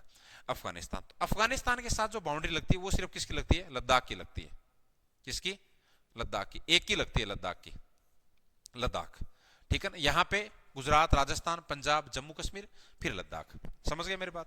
जैसे आप इसको देखो, आप इधर यहां देखिए इस तरह से, ये भाई ये पाकिस्तान के साथ गुजरात हो गया, राजस्थान हो गया, पंजाब हो गया, जम्मू कश्मीर हो गया, लद्दाख। अब लद्दाख की बाउंड्री सिर्फ किसके साथ लग रही है ऊपर, अफगानिस्तान के साथ लग रही है। और लद्दाख का भी कौन सा बेल्ट, पीओके वाला, पाक ऑक्यूपाइड कश्मीर वाला।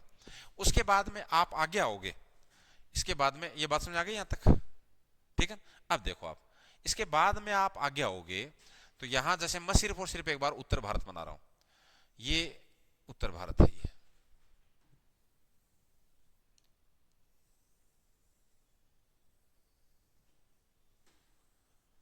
ये ठीक है ना, ये उत्तर भारत है। भाई भारत हमने बनाया अभी, इधर यहां ऊपर यहां आपके है तिब्बत, क्या, तिब्बत, और तिब्बत किसके अधीन है, तो वो चीन के अधीन है। तो अगली जो बाउंड्री अपनी लगती है 3 नंबर पे, वो लगती है चीन के साथ। भाई पहली हो गई पाकिस्तान के साथ, दूसरी हो गई अफगानिस्तान के साथ, और तीसरी हो गई अपनी चीन के साथ।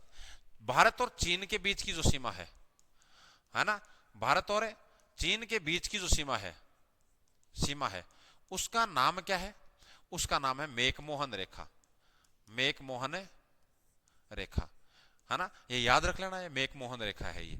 और इसकी लंबाई यदि कभी पूछ ले तो वो लंबाई है 3488 किलोमीटर। क्लियर यहां तक बात? तो भारत और चीन के बीच की जो बाउंड्री, उसका नाम क्या है? मैकमोहन रेखा। अब भारत और चीन, इनकी बाउंड्री पर जो भारत के अपने राज्य या केंद्र शासित प्रदेश हैं, उनमें देखो एक बार, यहां मैंने क्या लिखा? यहां मैंने लिखा लद्दाख। यहां इधर क्या है? यहां पर पाकिस्तान है। इधर क्या है? अफगानिस्तान है। इधर क्या है? तिब्बत या चाइना है। तो लद्दाख की बाउंड्री इधर तो पाकिस्तान के साथ है, ऊपर अफगानिस्तान के साथ है, और इधर किसके साथ है? तिब्बत के साथ है। तो लद्दाख से शुरू होता है ये।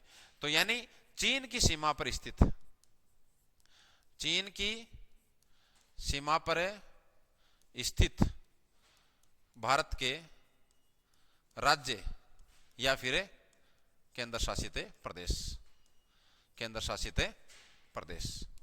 और यहां पर कौन कौन से हैं? तो पहला क्या आ गया? लद्दाख आ गया। क्या आ गया? तो 1 नंबर पे तो लद्दाख आ गया। अब आप नीचे जाओगे ना, इसके अंदर यहां नीचे आप जाओगे ना, तो यहां एक देश है जिसका नाम है नेपाल। ये इधर याद रख लेना, ठीक है ना? भारत के राज्य लिख रहा हूं मैं, केंद्र शासित प्रदेश याद रख लेना, नेपाल। यहां एक देश है जिसका नाम है भूटान, ठीक है? इसके ऊपर जाओगे, इधर म्यांमार है। इधर क्या है? म्यांमार। तो एक तो हो गया लद्दाख आपका। लद्दाख के जस्ट आप नीचे आओगे तो यहां पड़ता है हिमाचल प्रदेश। तो दूसरी बाउंड्री लगती है किसकी? हिमाचल प्रदेश की। हिमाचल प्रदेश से नीचे आओगे तो है आपका उत्तराखंड।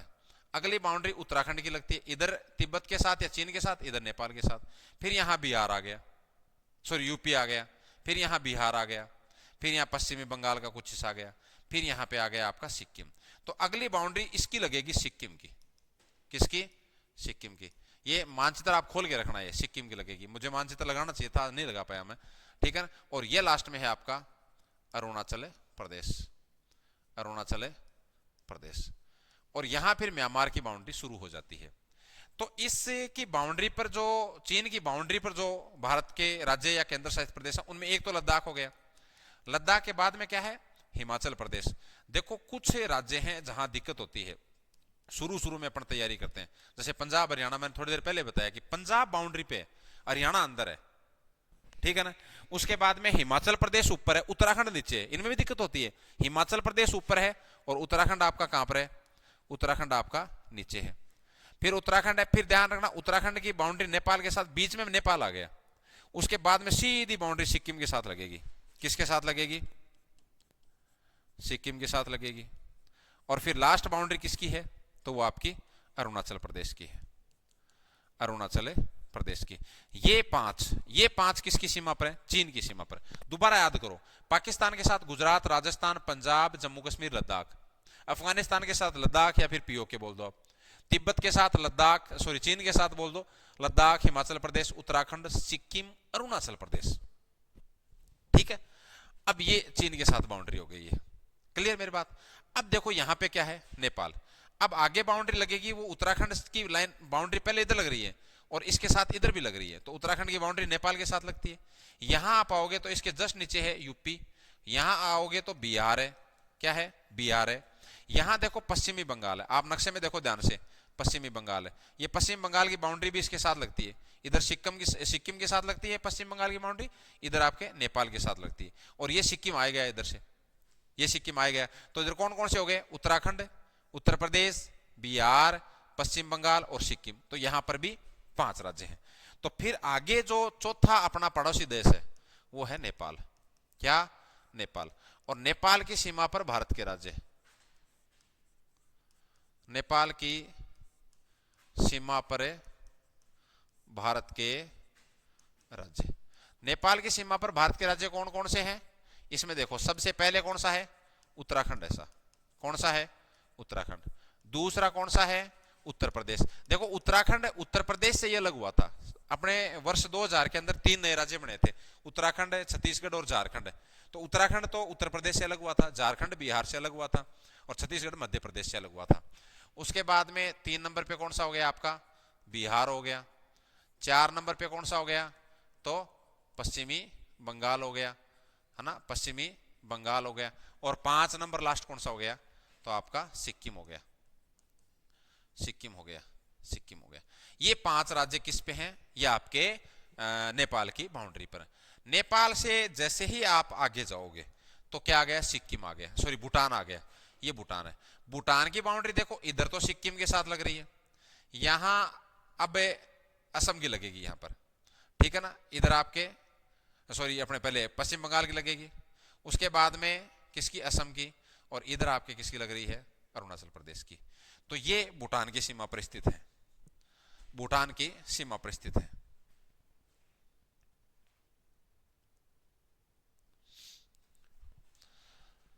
आगे यहां लिख लेता हूं मैं, भूटान। अगला कौन सा है आपका, भूटान, ठीक है। तो भूटान की सीमा पर स्थित राज्य, तो भूटान की सीमा पर स्थित राज्य कौन कौन से हो गए, सबसे पहले तो सिक्किम हो गया, है ना। सिक्किम के नीचे मैंने क्या बताया, पश्चिम बंगाल हो गया, क्या हो गया, पश्चिमी बंगाल हो गया। पश्चिमी बंगाल के बाद में कौन सा हो गया, तो आपका असम हो गया, और असम के बाद में लास्ट में कौन सा हो गया, तो आपका अरुणाचल प्रदेश हो गया, अरुणाचल प्रदेश हो गया। ये बाउंड्री किसके साथ लग रही है आपकी, भूटान के साथ लग रही है। देखो यहां से प्रश्न पक्का पक्का ही आता है, और प्रश्न वो यही आता है कि निम्नलिखित में से किस राज्य की सीमा किसी देश का नाम दे देंगे कि उसके साथ नहीं लगती है। बहुत इंपॉर्टेंट है, ये ढंग से आपको याद करने, मैं इसलिए बार बार यहां पे रिपीट करा रहा हूं कि भाई पाकिस्तान के साथ गुजरात हो गया, राजस्थान हो गया, पंजाब, लद्दाख, जम्मू कश्मीर। अफगानिस्तान के साथ लद्दाख, चीन के साथ लद्दाख, हिमाचल प्रदेश, उत्तराखंड, फिर सीधा सिक्किम आ जाओ, फिर अरुणाचल प्रदेश। उसके बाद नेपाल के साथ उत्तराखंड, यूपी, बिहार, पश्चिम बंगाल, सिक्किम, ठीक है ना। फिर भूटान, भूटान के साथ सिक्किम, पश्चिम बंगाल, असम और अरुणाचल प्रदेश। अब यहां से बाउंड्री इधर चली जाती है, और यहां एक देश आता है जिसका नाम है म्यांमार। क्या नाम है, म्यांमार। यहां जो देश है उसका नाम है म्यांमार। तो आगे है म्यांमार, म्यांमार है तो यहां पर अरुणाचल प्रदेश हो गया एक तो, उसके बाद में एक यहां पर हो गया नागालैंड, एक हो गया यहां पर मणिपुर, और नीचे है यहां पर मिजोरम। ये 4 राज्य हैं, ये इसको अपना के देख लेते हैं, ठीक है ना। आगे कौन सा है अपने यहां पर, म्यांमार, क्या, म्यांमार। तो म्यांमार की बाउंड्री पर जो भारत के राज्य हैं उसमें एक तो हो गया अरुणाचल प्रदेश, अरुणाचल प्रदेश। उसके बाद में नीचे हो गया नागालैंड, आजकल ये नागालैंड हो गया, ये पहले नागालैंड था ये। उसके बाद में ये मणिपुर, और उसके बाद में ये हो गया मिजोरम, मिजोरम। क्लियर, ये ट्रिक से भी याद कर लेना, ये अन्ना मम्मी, है ना, ऐसे याद रह जाएंगे ये इस ट्रिक से। अन्ना मम्मी, अरुणाचल प्रदेश, नागालैंड, मणिपुर और मिजोरम। लास्ट में बांग्लादेश है, कौन सा है, बांग्लादेश। एक बार अपन यहां पे राज्य लिख देते हैं बांग्लादेश। अब बांग्लादेश देखो यहां पर नीचे, चलो मैं बना देता हूं इसको, इसको बना देता हूं देखो एक बार, ताकि ये दोनों चीज समझ आ जाए। इधर मैंने क्या बनाया, इधर ये आपका, यहां से आ जाओ, इधर ये नेपाल हो गया, ये आपका भूटान हो गया, इधर ये अरुणाचल प्रदेश हो गया, नीचे इसके बाद आओगे तो ये म्यांमार हो गया, और म्यांमार से ऊपर इधर आप घूमोगे, ऊपर इधर आप घूमोगे, ठीक है ना। यहां पे इस तरह से एक राज्य है, इस तरह से एक राज्य है, और फिर ऐसे घूम के इस तरह से ये ऐसे घूमता है। यहां बांग्लादेश है, यहां पर, यहां पे है बांग्लादेश। यहां इधर क्या है, म्यांमार है। म्यांमार तो मैंने बता दिया, ये अरुणाचल प्रदेश हो गया, नागालैंड हो गया, मणिपुर हो गया, मिजोरम हो गया। अब मिजोरम की बाउंड्री इधर तो यहां किसके साथ लग रही है, ये आपका मिजोरम है, मिजोरम है। अब मिजोरम की बाउंड्री इधर तो आपके म्यांमार के साथ लग रही है, इधर आपकी बांग्लादेश के साथ लग रही है। तो पहला तो हो गया मिजोरम। फिर देखो यहां एक राज्य है बड़ा सा, इधर पूर्वोत्तर में बड़ा राज्य असम है। असम की बाउंड्री पहले यहां लगती है किसके साथ, बांग्लादेश के साथ। फिर ये त्रिपुरा आ गया, क्या आ गया, त्रिपुरा। त्रिपुरा देखो बांग्लादेश से 3 साइड से घिरा हुआ है, त्रि का मतलब वैसे 3 होता है ना। और ये पूछा हुआ प्रश्न है कि भारत का वह राज्य जो बांग्लादेश से 3 तरफ से घिरा हुआ है, वो त्रिपुरा है। उसके बाद आगे आप जाओगे तो वापिस असम की बाउंड्री, सॉरी पहले मेघालय आ जाएगा, मेघालय आ जाएगा, फिर वापिस असम की बाउंड्री आ जाएगी, और फिर अपने यहाँ पे पश्चिमी बंगाल आ गया, पश्चिमी बंगाल आ गया। तो यहाँ टोटल जो राज्य हो गए वो 5 हो गए, एक तो मिजोरम, त्रिपुरा 2, मेघालय 3, असम 4 और पश्चिमी बंगाल 5, ये राज्य। यहां ये बांग्लादेश की सीमा पर स्थित है। कौन कौन से हो गए? मिजोरम, मिजोरम, उसके बाद में अपने असम, त्रिपुरा, मेघालय, मेघालय और पश्चिम बंगाल, पश्चिमी बंगाल, पश्चिमी बंगाल। भाई पहले तो वैसे भी ये बांग्लादेश पाकिस्तान का हिस्सा था, ये है ना, पहले ये पाकिस्तान का हिस्सा था, ये पूर्वी पाकिस्तान हुआ करता था, वो पश्चिमी पाकिस्तान हुआ करता था। पहले ये पूरा बंगाल था, ये पूर्वी बंगाल था, और अपने वाला पश्चिमी बंगाल था, है ना। तो अपने वाला तो आज ही पश्चिम बंगाल पड़ा है ना। पीछे इसको ये हुआ कि भाई बंगाल नाम करो, किया नहीं, लेकिन सेंट्रल गवर्नमेंट ने, भाई पश्चिम में थोड़ी है बंगाल आज की स्थिति में, आज तो एक ही बंगाल है ना, लेकिन पश्चिम बंगाल पड़ा आज भी वो, क्योंकि ये पहले पूरा आज का बांग्लादेश और आज का पश्चिम बंगाल, ये पूरा बंगाल हुआ करता था, ये और इसके आसपास का क्षेत्र। फिर वो बांग्लादेश है जो आज वो पूर्वी बंगाल पूर्व में था वो, और अपने वाला पश्चिम बंगाल में था, तो ये आज ही पश्चिम बंगाल में पड़ा है, नाम से पड़ा है ये, ठीक है ना। तो ये थोड़ी सी आपको बातें याद रखनी है, याद हो जाएंगे यहाँ तक, ठीक है ना। तो ये थोड़ा याद रखना है, क्लियर है यहाँ तक? अच्छा वो आगे नक्शा बनाया था क्या? हाँ ये क्लियर है यहाँ तक, ये ध्यान रखना भाई आप। तो देखो इधर मिजोरम, असम, त्रिपुरा, मेघालय और पश्चिमी बंगाल, ये 5 राज्य हैं। एक चीज याद रखनी है कि सर्वाधिक सीमा, सर्वाधिक सीमा किसकी लगती है? तो सर्वाधिक सीमा लगती है आपकी बांग्लादेश के साथ। कितनी? 4096.6 किलोमीटर, 4096.6 किलोमीटर। ये स्थलीय सीमा पर भारत के राज्य हो गए। ये आराम से आप याद कर सकते हो। ये यदि आप इन मानचित्रों को देखोगे, या फिर आपको जो मानचित्र दे रखा है उस मानचित्र को आप ढंग से देखोगे, तो ये सब याद हो जाएंगे आपके, है ना, सब याद हो जाएंगे ये, ठीक है। ये तो वो जो भी चला गया वो मैं एक बार वापस रिपीट कर देता हूं,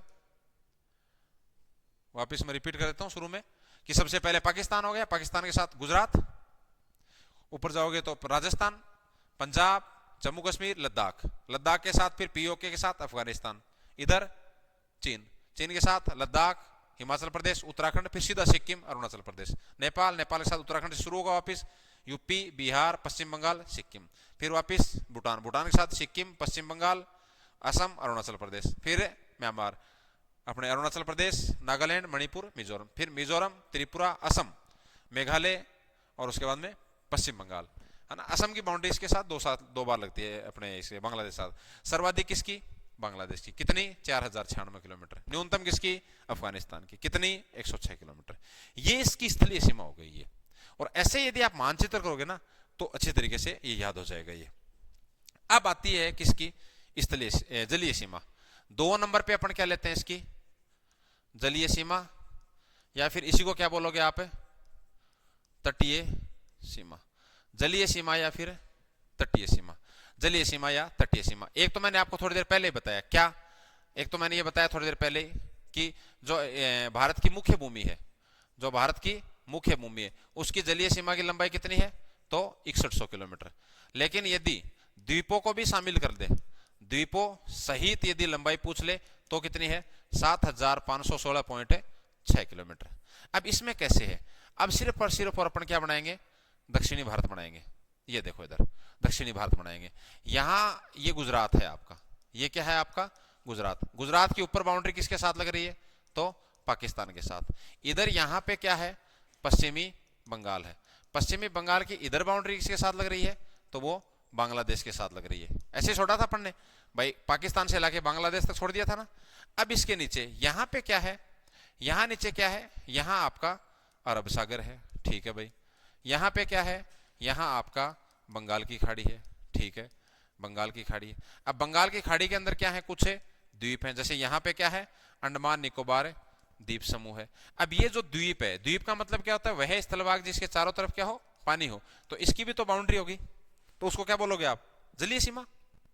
भाई ये जलीय सीमा है इसकी। मुख्य भूमि का मतलब है कि यहां से लगाकर यहां तक ये जाओगे, ये इसकी क्या हो गई मुख्य भूमि, ठीक है।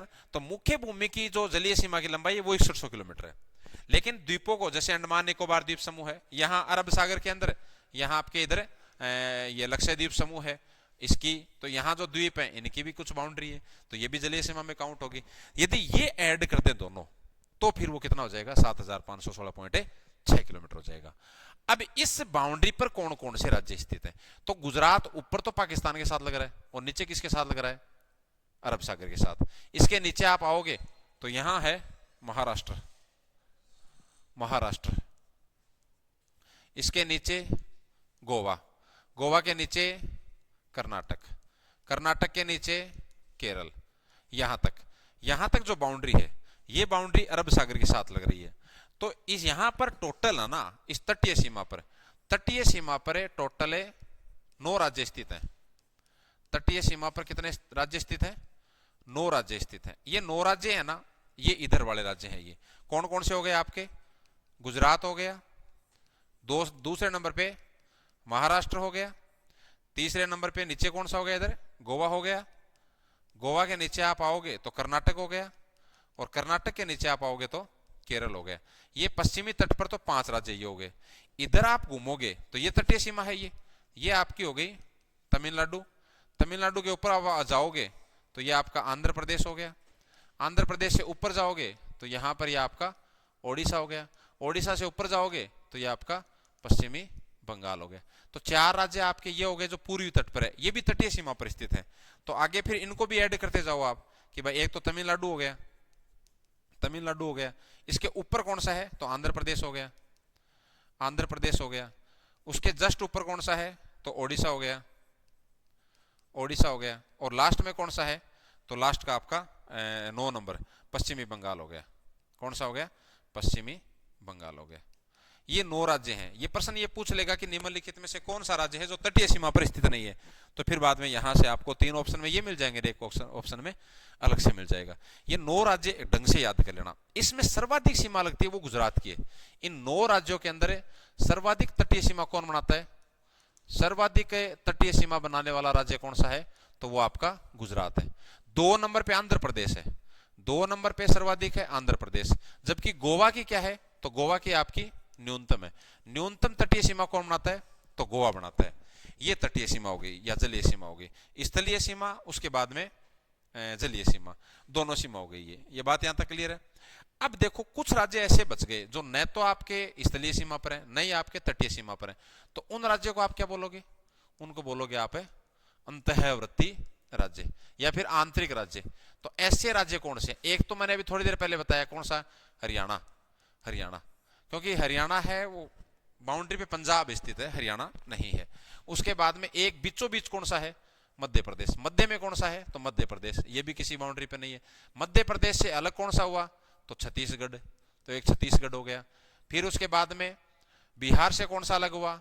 तो एक झारखंड हो गया। ऐसे याद कर लेना। और तक है फिर आंध्र प्रदेश से कौन सा अलग हुआ लास्ट में? तो तेलंगाना हो गया। ये 5 राज्य ऐसे हैं जो ना तो स्थलीय सीमा पर है ना ही आपके तटीय सीमा पर है। हरियाणा, तो हरियाणा पंजाब ये मध्य में, तो वैसे याद कर लेना। मध्य प्रदेश से कौन सा अलग हुआ? छत्तीसगढ़।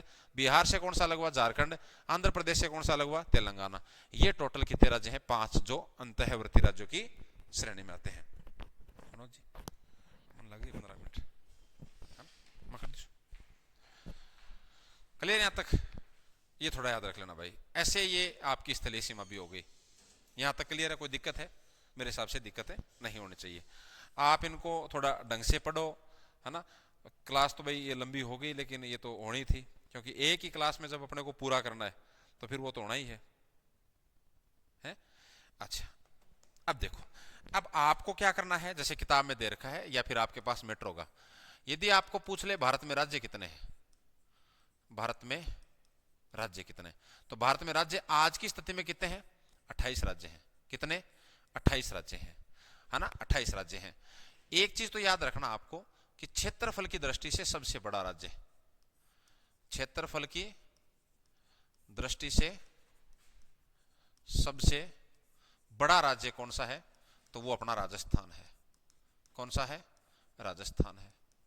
ठीक, उसके बाद में दूसरा पूछ ले कि क्षेत्रफल की दृष्टि से सबसे छोटा राज्य कौन सा है, तो वो आपका गोवा हो गया, है ना। दो चीज तो ये पूछ ले। एक जनसंख्या की दृष्टि से पूछ ले आपको, हालांकि ये तो अपन वैसे भी उसमें जनसंख्या वाले टॉपिक में पढ़ेंगे। सबसे बड़ा राज्य तो आपका कौन सा हो गया, उत्तर प्रदेश हो गया। फिर बाद में पूछ ले आपको जनसंख्या की दृष्टि से सबसे छोटा राज्य, तो आपका कौन सा हो गया, तो आपका सिक्किम हो गया, सिक्किम। ये चार चीजें आपके थोड़ी सी याद होनी चाहिए भाई, ठीक है ना। भारत में टोटल राज्य कितने हैं, तो भारत में टोटल राज्य कितने भाई, 28 राज्य हैं। क्षेत्रफल की दृष्टि से सबसे बड़ा राज्य कौन सा हो गया, राजस्थान। सबसे छोटा गोवा। जनसंख्या की दृष्टि से सबसे बड़ा उत्तर प्रदेश, सबसे छोटा सिक्किम। अच्छा, उसके बाद भारत का क्षेत्रफल पूछ ले आपको, है ना। एक ये भी याद रख लेना, भारत का क्षेत्रफल यदि आपको पूछ ले तो भारत का क्षेत्रफल कितना है, 32,87,263 वर्ग किलोमीटर। ठीक है, ये जो क्षेत्रफल है ये विश्व के क्षेत्रफल का 2.43% है भाई। पूरे विश्व का क्षेत्रफल यदि 100% है तो उसमें भारत का हिस्सा 2.43% है। 32,87,263 वर्ग किलोमीटर ये भारत का क्या है, क्षेत्रफल है। 4 फैक्ट आपको ये याद कर लेना है। उसके बाद में आती है भारत के केंद्र शासित प्रदेश। भारत के केंद्र शासित प्रदेश, भारत के केंद्र शासित प्रदेश कितने, ये आज 8 हैं। ये भारत के केंद्र शासित प्रदेश कितने हैं, 8। पहले 9 थे, लेकिन उसके बाद में अंडमान निकोबार अपने ये दमन दीव और दादरा नगर हवेली, ये दोनों क्या है, एक साथ हो गए ना, तो फिर बाद में ये एक ही बन गया ये। अब देखो इधर, हाँ एक बार देखो कितने, 8 राज्य। इन 8 राज्यों को एक बार थोड़ा ढंग से देखो, इसमें कुछ नया है। क्या नया है, देखो सबसे पहले जो राज्य है उसका नाम है जम्मू कश्मीर। ऊपर कौन सा है आपका, जम्मू कश्मीर। हमने थोड़ी देर पहले नक्शे में देखा है जम्मू कश्मीर। इसकी राजधानी, अच्छा राजधानी है ना वो सारी की सारी, और आप खुद याद करोगे भाई, इतना काम आप खुद करोगे। 28 राज्य और 8 केंद्र शासित प्रदेशों की राजधानी आप याद करोगे, मैं नहीं लिखाऊंगा, है ना। राजधानी फिर बहुत लंबा थोड़ा हो जाएगा ये। उसके बाद में एक क्या हो गया, लद्दाख हो गया, लद्दाख हो गया। उसके बाद में एक कौन सा है, चंडीगढ़, चलो कोई नया नहीं है। फिर उसके बाद में क्या हो गया, दिल्ली हो गया, कोई नया नहीं है, ठीक है साहब। उसके बाद में क्या हो गया, उसके बाद में अंडमान निकोबार द्वीप समूह हो गया, अंडमान निकोबार द्वीप समूह हो गया, कोई नया नहीं है। नया है क्या है, इसकी राजधानी, इसकी राजधानी। राजधानी कैसे, इसकी राजधानी क्या है, पोर्ट ब्लेयर, पोर्ट ब्लेयर। लेकिन पोर्ट ब्लेयर का नाम बदल दिया है, श्री विजयपुरम। क्या कर दिया है, श्री विजयपुरम कर दिया है, ध्यान रखना। ये पोर्ट ब्लेयर का नाम बदल के अभी क्या कर दिया, श्री विजयपुरम। तो अंडमान निकोबार की राजधानी आज के टाइम श्री विजयपुरम है। ये नया था इसलिए मैंने लिखा दिया, बाकी आपको करना है। एक क्या है, लक्षद्वीप। अब देखो नया क्या है। उसके बाद में 7 नंबर पे एक है पुद्दुचेरी। इसमें कुछ नया है। पुद्दुचेरी है ना, पुद्दुचेरी, पुद्दुचेरी 3 राज्यों की सीमा में है, 3 राज्यों की सीमा में है, ये है नया। 3 राज्यों की सीमा में कैसे है पुद्दुचेरी, 3 राज्यों की सीमा में कैसे है। इसके जो खुद है, देखो मैं दिखाऊं आपको, जैसे मैं इधर नक्शा बनाता हूं, ये दक्षिणी भारत है ये, है ना। यहां पे है तमिलनाडु, तमिलनाडु में इसके 2 बिंदु है। यहां आंध्र प्रदेश है, उसमें 1 बिंदु है। यहां केरल में 1 बिंदु है इसका। यहां खुद जो पुद्दुचेरी और एक है कराईकल, कराईकल, ये दोनों पुद्दुचेरी के भाग हैं।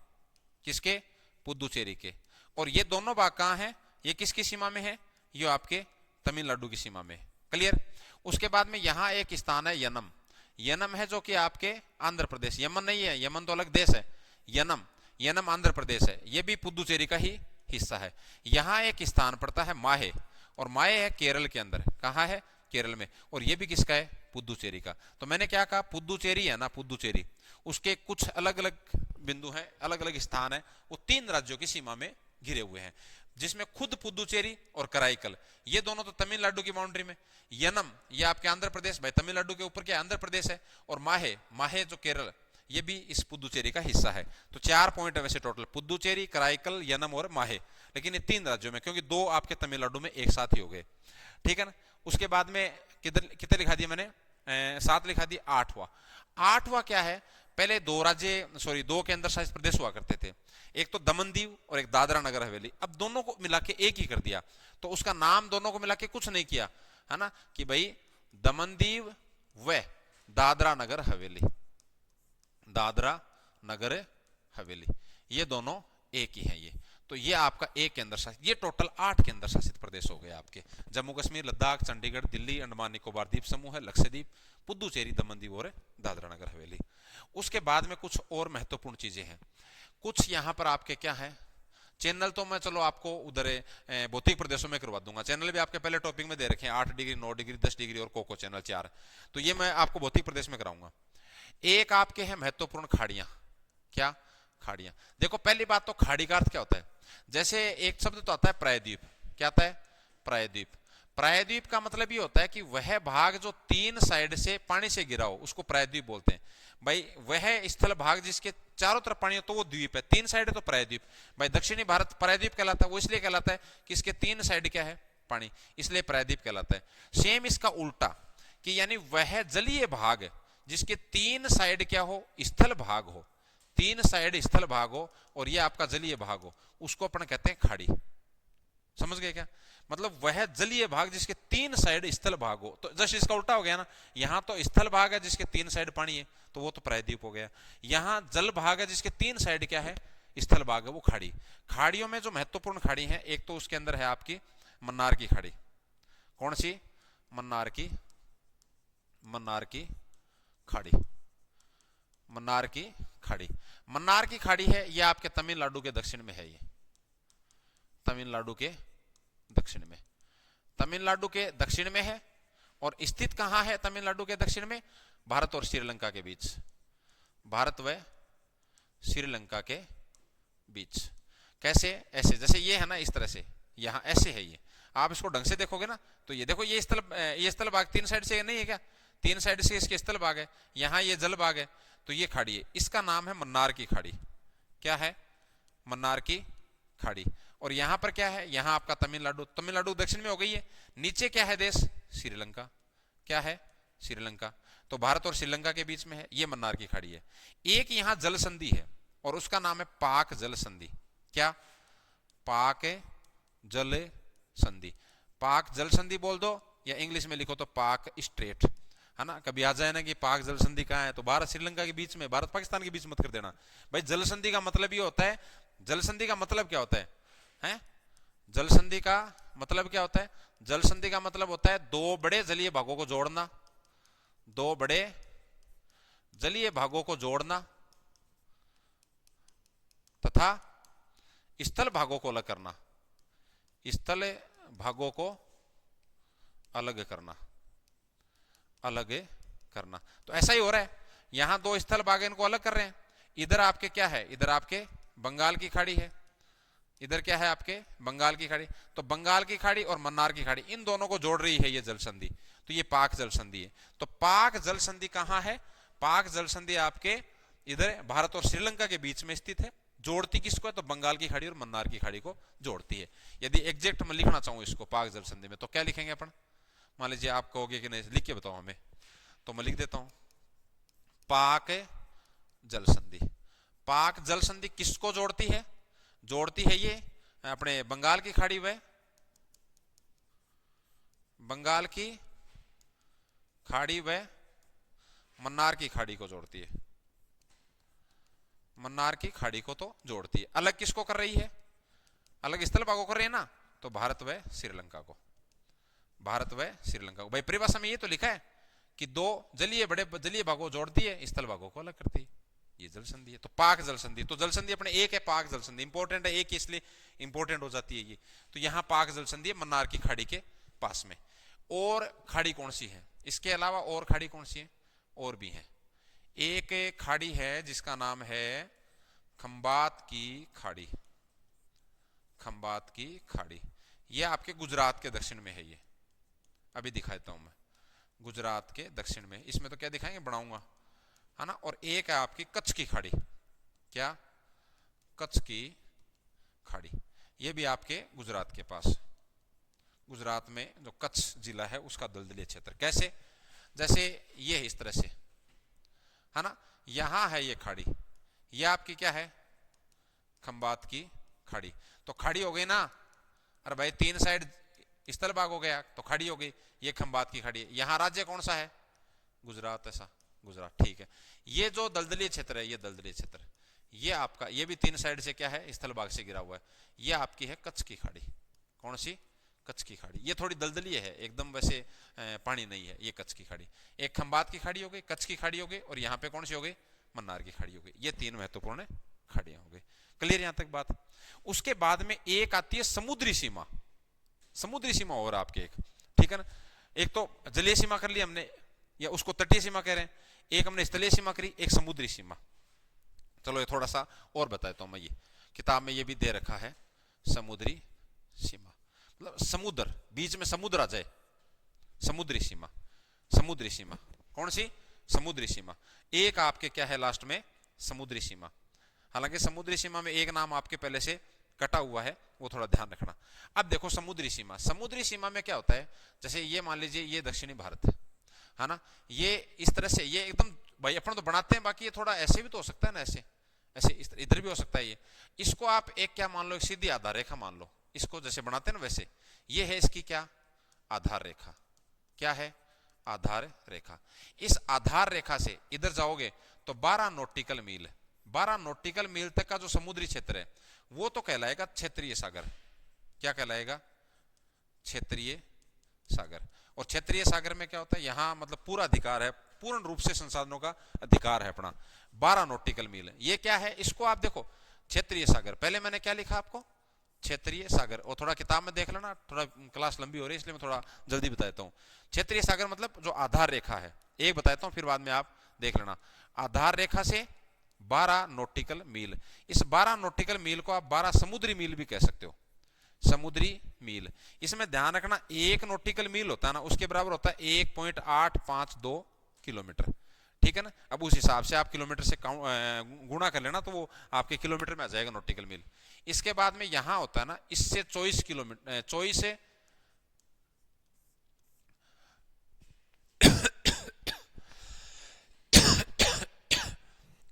24 नॉटिकल मील मतलब आगे का 12। ये होता है संलग्न क्षेत्र या अविच्छन मंडल, संलग्न क्षेत्र। ये भी आपकी किताब में दे रखा है। यहां पर अपन मतलब क्या है, टैक्स वगैरह की वसूली कर सकते हैं।